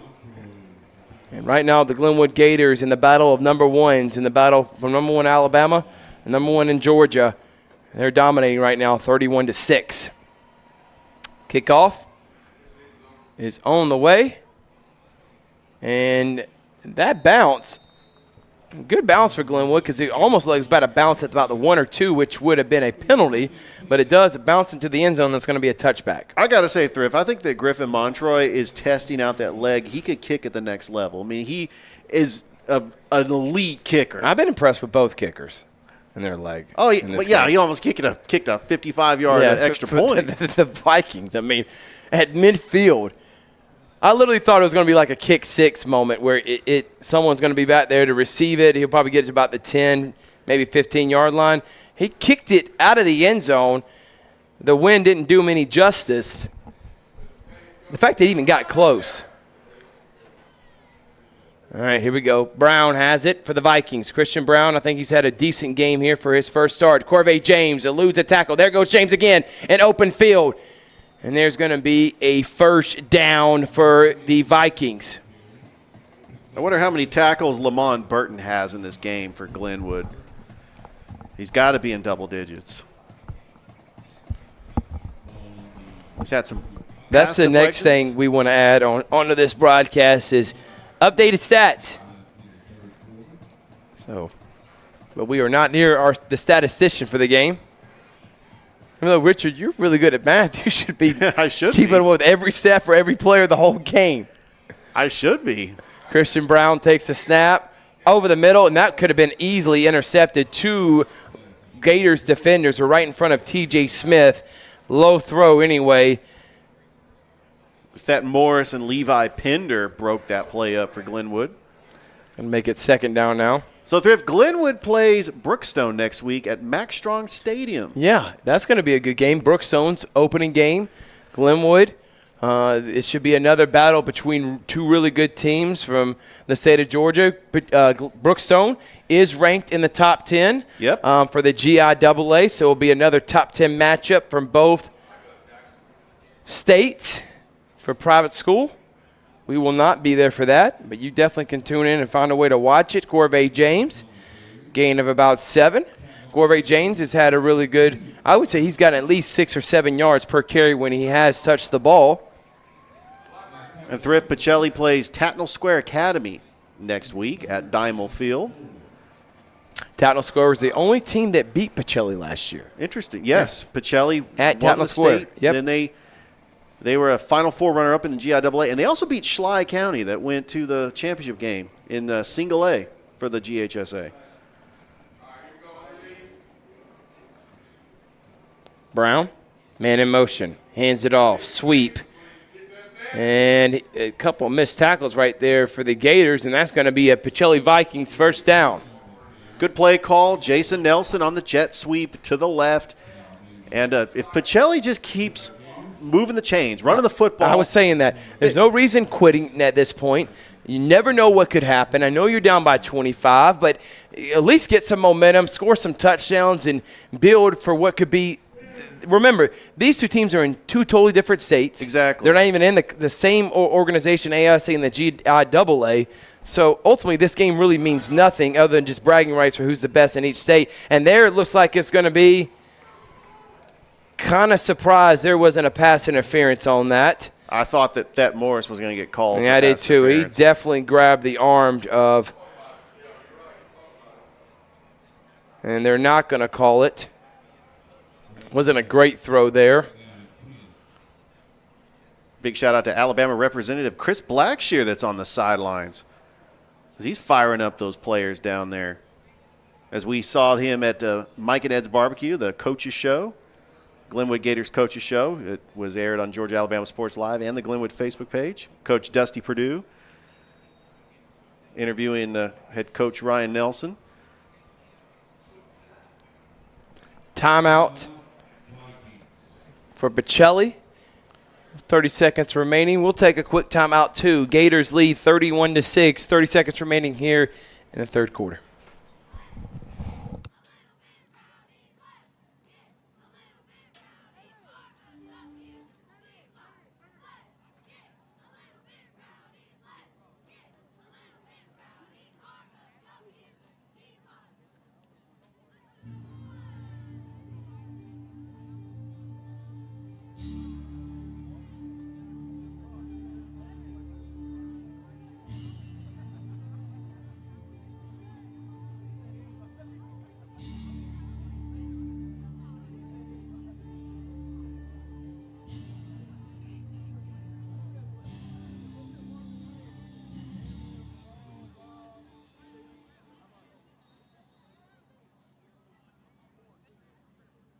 Here, second down and long. Misdirection.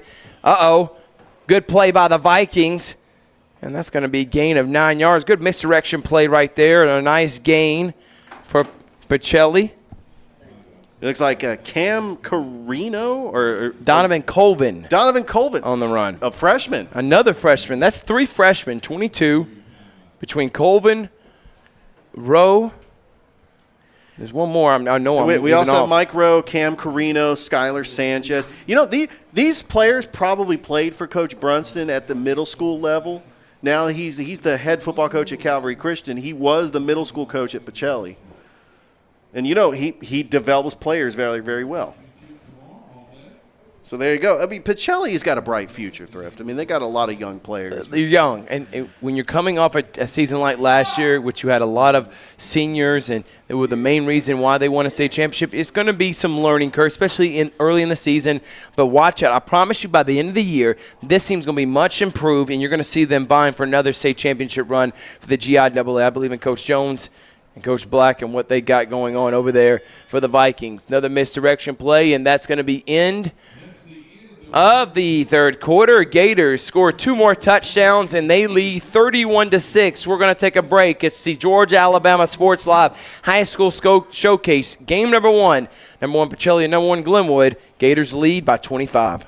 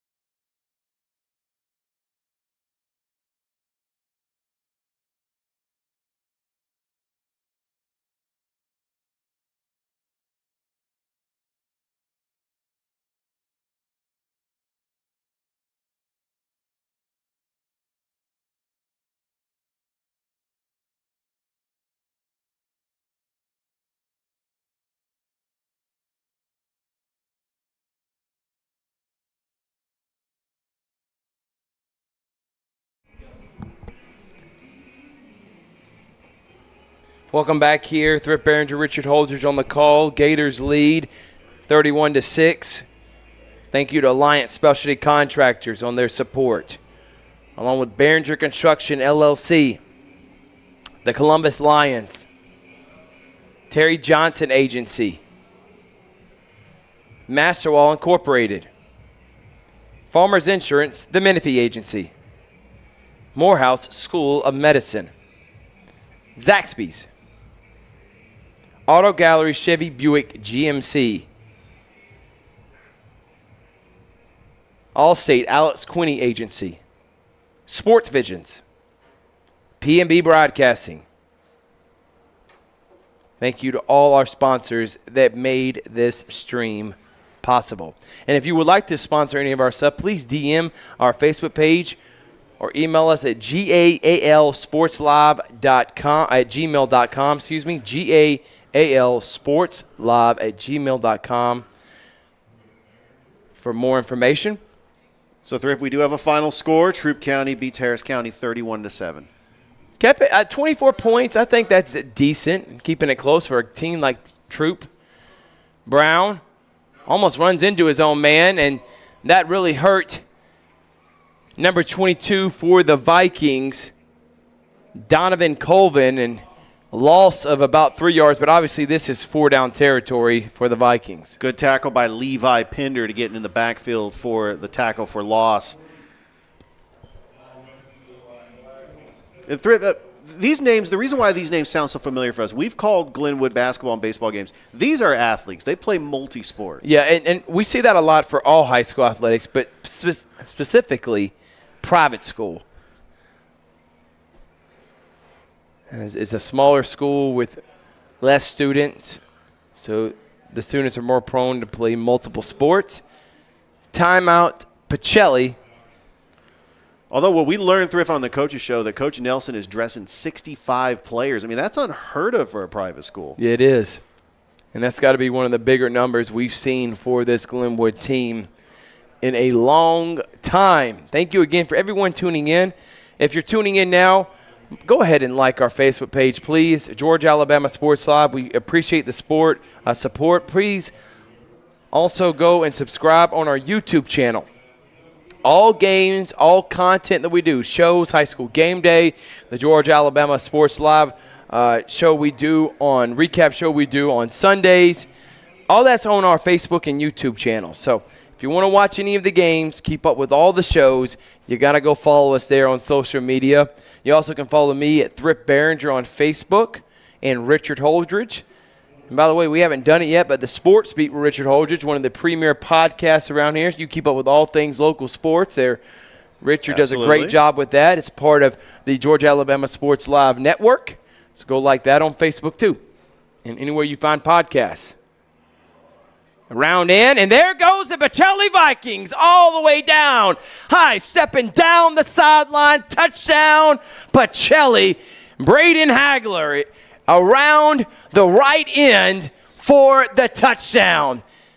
Man.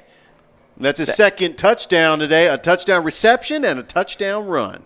Mr. Hagler was, as I like to say, boogieing, flying down the sideline, and he scores a touchdown. And the Vikings down by 19 now. It and looks fires like up the Pacelli crowd, too. It does, gets them right back into it. I mean, it's not over. It's 11 minutes to go in this game. I mean, if Pacelli can get a stop, this could be a ball game. They are going to go for the extra point.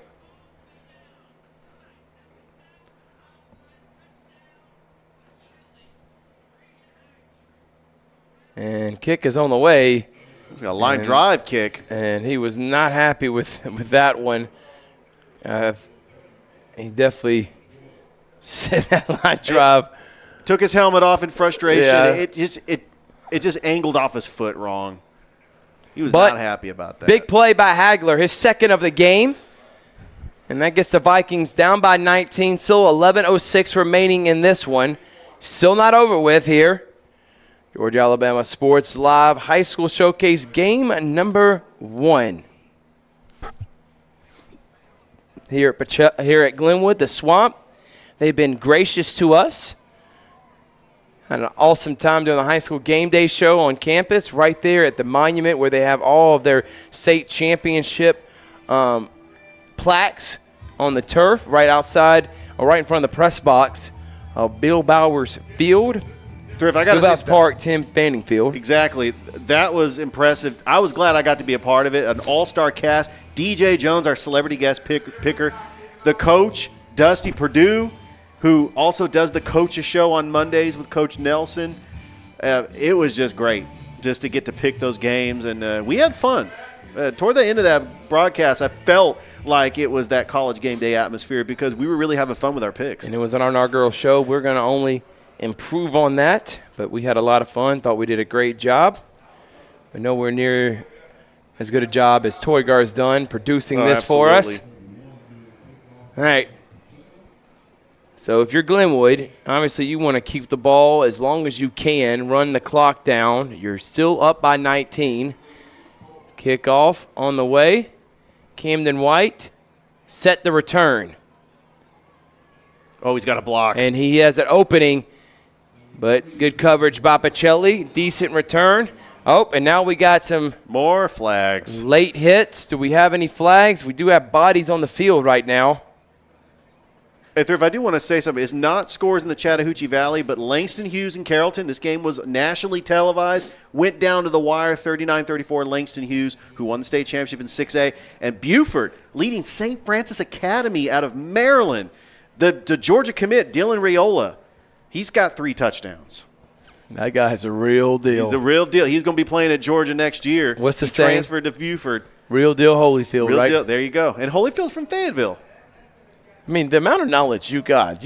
Richard's Nuggets throughout the broadcast. There you go. Dallas Crow with the fake, and he's going to get about 6 yards to make it great first down gain to make a second down and about 5 or I'd say about 4. Yeah, a little about. But Glenwood's strategy right here is just to run the clock out. Do what you do best, play action or RPO, Dallas Crow, try to run it and give it to Judah too. I've been very impressed with Judah. I mean, he rushed for 200 yards last year as a freshman. I mean, it's some big shoes to fill. J.T. Banks has graduated. He's playing at Lane College. And I've been very impressed with his running back. Hand off to Judah. Judah. I mean, it takes 3 guys to bring him down. And, again, this guy's only a sophomore. Close to first down. Nope, they're going to say about a yard from that. The senior Cody Dorsey on the tackle for Pacelli.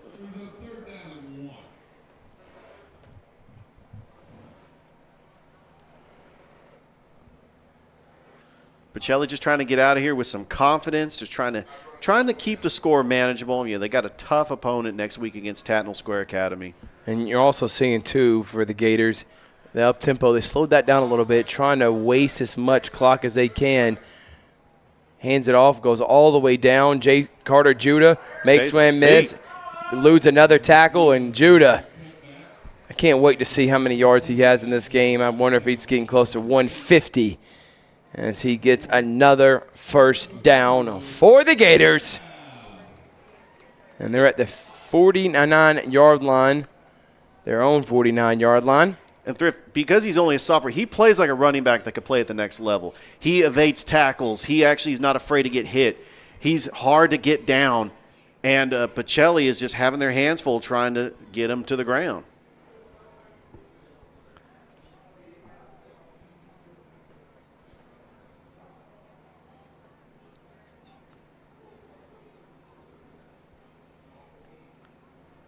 Crow takes a snap, hands it off to Judah. Judah gets 5 yards. Oh, and he makes a man miss, and there he goes down the sideline.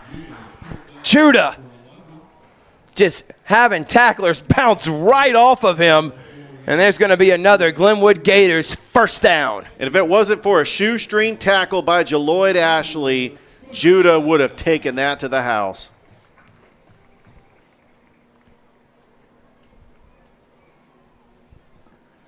We are live on Facebook, the Georgia Alabama Sports Live page. Live on there. Thank you again for everybody tuning in. Make sure to go and check us out on YouTube as well. But all our content is on Facebook and YouTube, yes. So that's something you want to check out. And we do have a scoreboard show every week. Crow.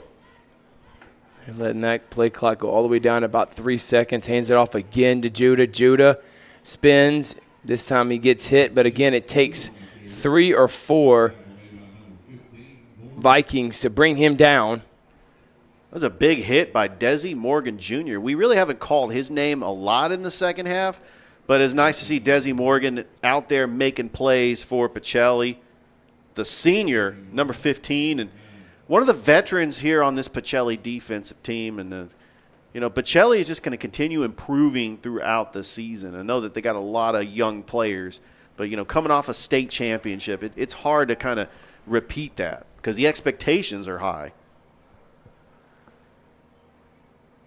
Hands it off to Camden White. White gains about 5 yards. I tell you what, I've also been impressed with Camden White. He's done a good job as the backup to Judah. And Glenwood's got 2 good running backs. And, Dallas Crow is the threat to run. I mean, this is a Glenwood team that can control the offense and keep their defense on the sideline. That's really what they want to do. They're letting the play clock all the way down. They've had this is at least a 5-minute drive, 31-12 here. Brett Behringer, Richard Holdridge on the call. Make sure to tune in to the Sports Visions radio show on Monday. We're going to talk about all these games and more. Hands off to Camden White. White gains another 3 or 4 yards. We're live on 92.1 Smooth R&B and the Sports Visions Facebook page. It's going to make it 4th down and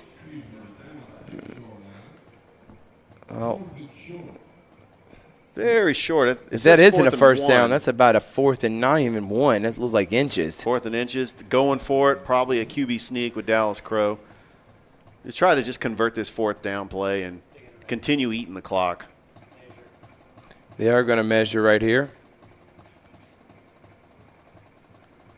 And the first time that we have seen the chains with a measurement. Twice. It's twice that we've had this.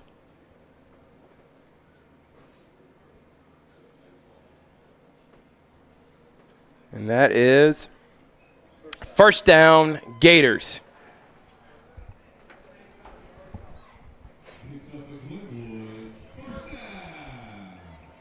And a very enthusiastic public address announcer, Coach Dusty Perdue, with the first down.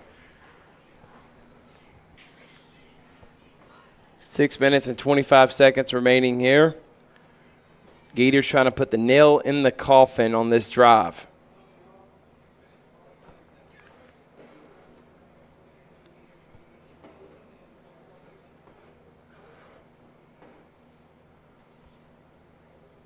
Camden White has it. Camden White runs it for at least 10 yards. It looks like it's going to be, nope, they're going to say about 8 yards. So it's going to make it 2nd down and 2. I'll tell you what, Thrift, in this second half, Jaloid Ashley, the junior, he's been on several plays. There is a penalty. And do we also have a timeout? looks like we do have a timeout. We're going to take a quick break. Glenwood leads 31-12.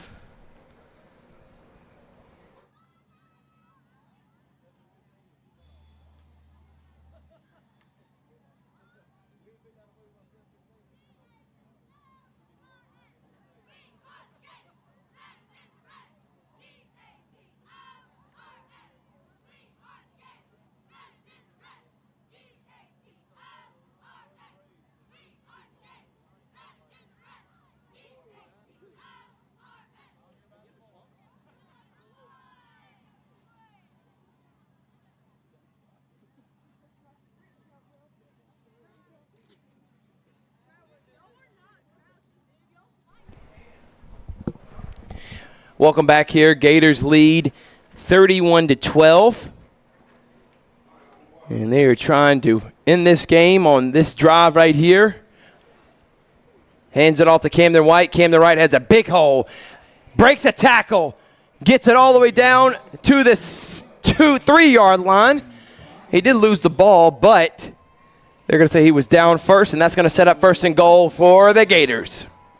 I love this 2-back tandem for Glenwood. Camden White coming in a backup role, and he was close to getting into the end zone. Glenwood's knocking on the doorsteps.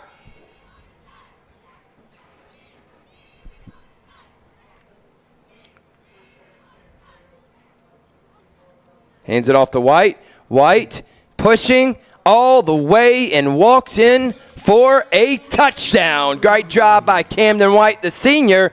And the Gators pretty much ended this one to make it 37-12. Yeah, this game has been dominated by Glenwood. I mean, Pacelli did have his moments trying to come back into this game, but Glenwood has controlled the tempo with the up-tempo offense and really just eating clock and keeping their defense on the sidelines. They've really done a great job with ball control as well. Kick on the way. It's up, and it's good. And that's going to make it 38-12. We're going to take a timeout. Glenwood Gators lead by 26 with 5 minutes remaining here in the fourth quarter.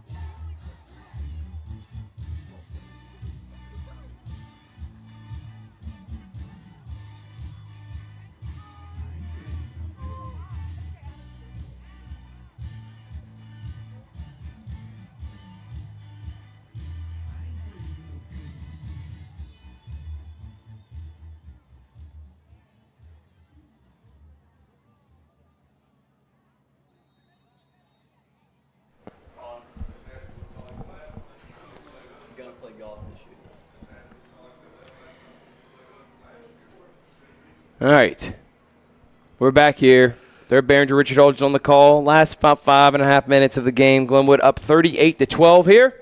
Battle number one's been all Gators.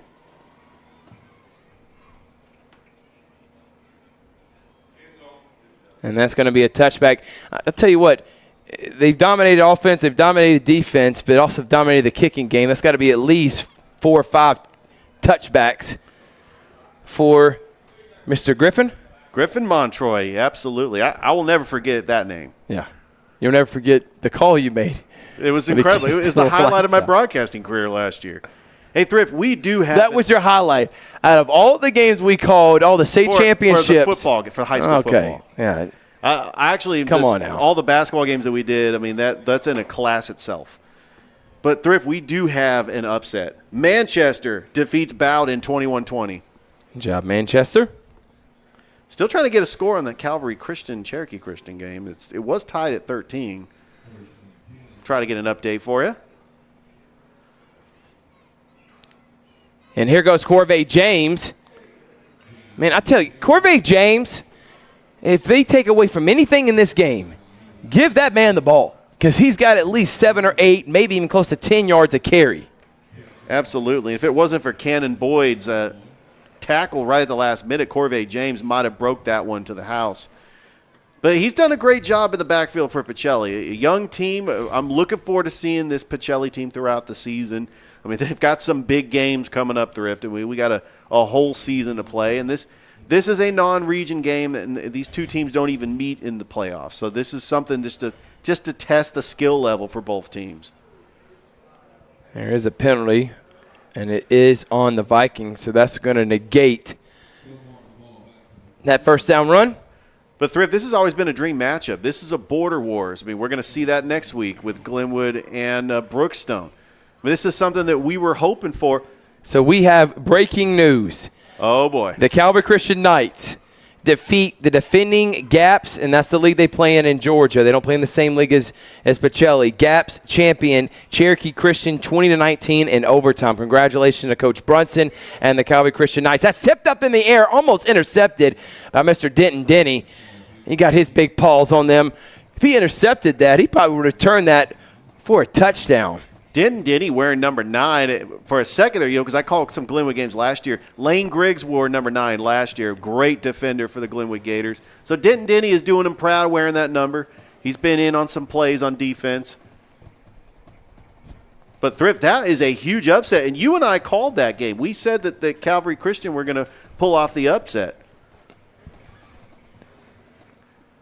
High snap, and nowhere to go on a first down and a mile to make it second down. Now, third down. They did flip over the changes. Third down now and a mile. It's going to be a long 3rd and 20 for Pacelli. They're just trying to get on the bus and head back across the river to Columbus. So we will not be talking with winning coach Ryan Nelson. We'll start implementing something like that later on down the road. But he does have the coaches show on Monday. So that you can tune in on Monday on the Georgia Alabama Sports Live Facebook and YouTube channel to hear his thoughts after the game or for this game. Christian Brown. Is he going to run? No, he's going to throw it. Does complete it to the original yard marker, which is going to make it 4th down and 10. And the Vikings are going to punt it. Well, I tell you what, when Christian Brown gets open in space and he's got time to throw, he can throw the football. If he gets on target with his players, and you got to understand that in this second half, I mean, they are hurting without A.Z. Justy. He has been ejected for 2 back-to-back unsportsmanlike penalties. And that's a big loss when you have a right. receiver like A.Z. Justy. And it takes away, too, the threat of someone going deep. So now you become more one-dimensional when that happens, and that allowed the Glenwood defense to pin their ears back. But Braden Hagler had a great catch for a touchdown and also a great run for a touchdown. Absolutely. He has been the bright spot on this Pacelli Vikings offense. And I will say Christian Brown, a guy that's having replaced the Tim Tebow of last year, Cam Ellis, he's done a really good job. He really has. I think of managing the offense. Expectations were high for this team. Obviously, this is not the outcome him or the Dwight Jones and his staff wanted, but there are a lot of positive things to take away with Christian Brown and things to build off of.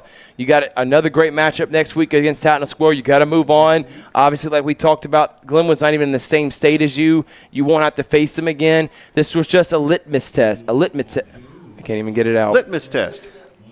That's what it sounded like at this point after 3 hours of calling a game. 3:53 remaining. Pacelli set to punt it away.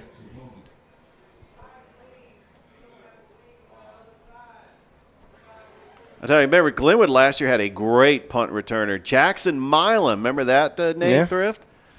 All-world baseball player, also a great punt returner on last year's Glenwood football team. Good roll for the Vikings. Going to set up at about 38-yard line for the Gators. I expect them to run, and run more. And run some more. than to run the clock out, because this one is pretty much over with. So, Thrift, in the calendar year, the Glenwood basketball team wins the state championship. The Glenwood baseball team wins the state championship. I think for the 2023 calendar year, I know this is a different school year, Glenwood looks like they could be a favorites in the AISA to win the state championship. They have a very talented team. But we'll find out when they play Lee Scott Academy on September 15th. And you mentioned Glenwood. Pacelli also won multiple state championships in different sports. That's why these two schools are the premier private schools around the area. High snap. They do have the backup quarterback in at this point, and he just falls down. The backup quarterback is number 19, Trey Clarity. Trey Clarity had that one almost snapped over his head, and that's going to set up about second down and 23, 24. So Carter Judah is done for the day. Dallas Crow's done for the day. Mr. McCrane's done for the day. And I would say those three were the stars on offense today for the Gators. There's no doubt about that, Thrift. They've done a great job. You see Josiah Clark in at running back as all the backups are in there. And big time hit right there. So the backups are in. And we want to, again, say thank you to all our sponsors out there. you won't see the graphic right now, but I just want to give a quick shout-out to everyone that made this possible. Alliance Specialty Contractors, Terry Johnson Agency, Masterwall, Columbus Lions, Zaxby's. By the way, don't forget that 25% off. I'm saying that for everybody, including the coaches up here. Go get you 25% off your order at Zaxby's, Phoenix City and Ladonia locations. All you got to say is GAS Live, and shout out to Thrift Behringer. There's a big-time run right there by the backup running back, number 35 for the Gators, which is Josiah Clark. Also, Behringer Construction, Farmers Insurance, the Menifee Agency, Auto Gallery, Chevy Buick GMC, Morehouse School of Medicine, PNB Broadcasting, Alex Quinney, Allstate Agency, and Sports Visions. You know, Thrift, the Columbus Lions have a new head football coach, Damian the Nighthawk Daniels, who's actually currently the defensive backs coach at Carver. Congratulations to the Carver Tigers for beating Hardaway 47-6. So, again, we're going to be talking about all the games that happened tonight on the Georgia-Alabama Sports Live show on Sunday.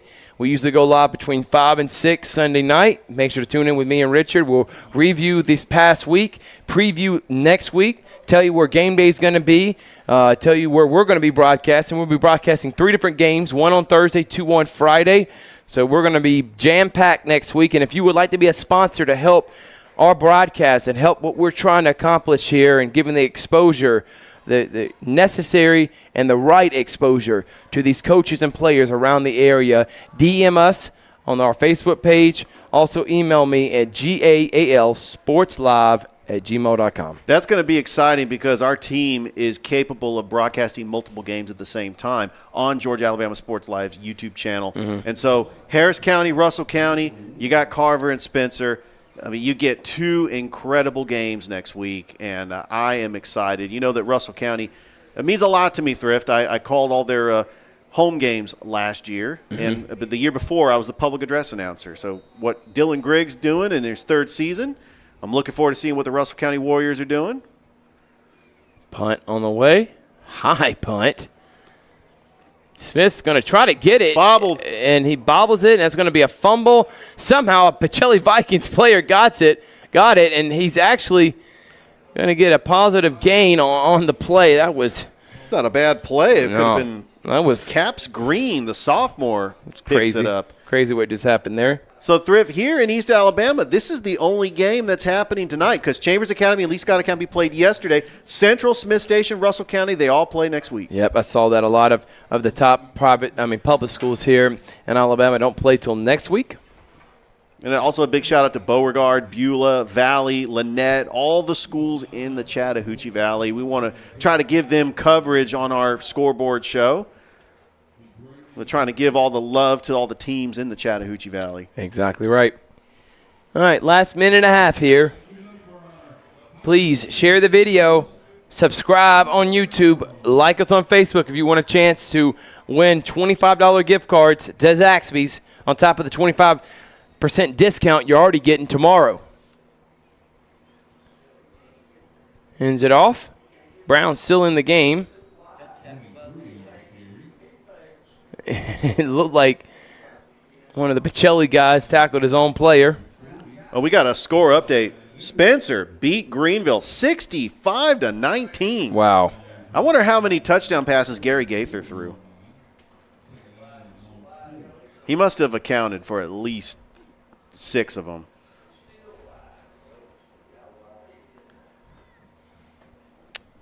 Good run right there by number 23 for Pacelli.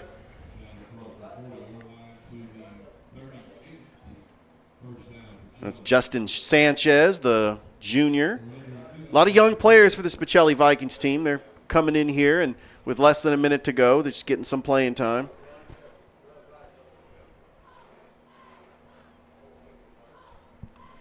Pacelli will be at Dimel Field next week, taking on Tatnall Square Academy. Glenwood taking on Brookstone at Max Strong Stadium.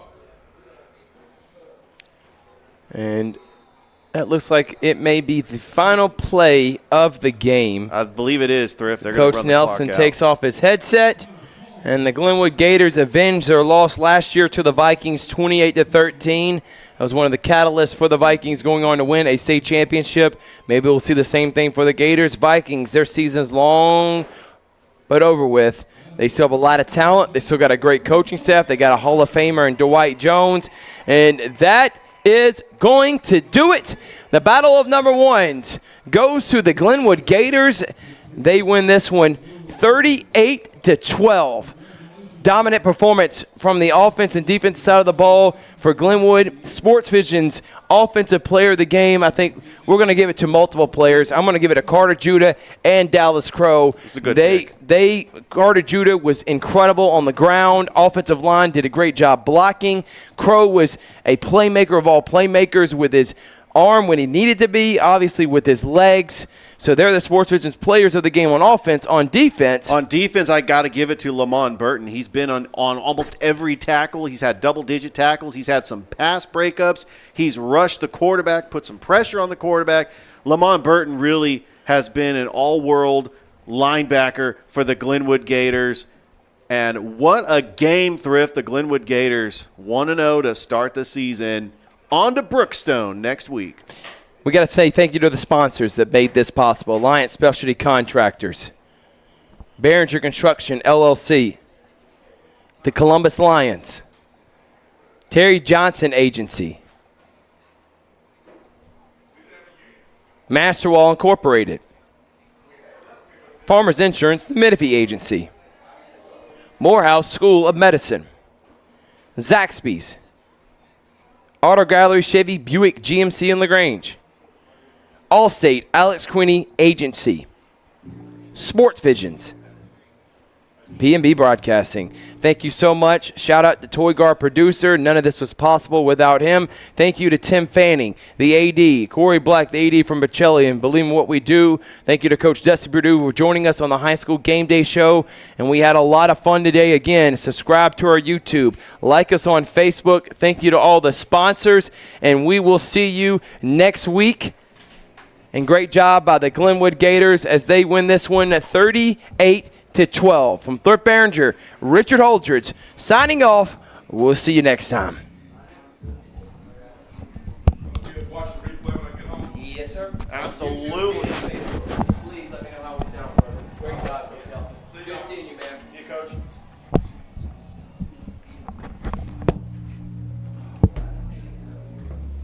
Great job, guys. Great freaking first broadcast.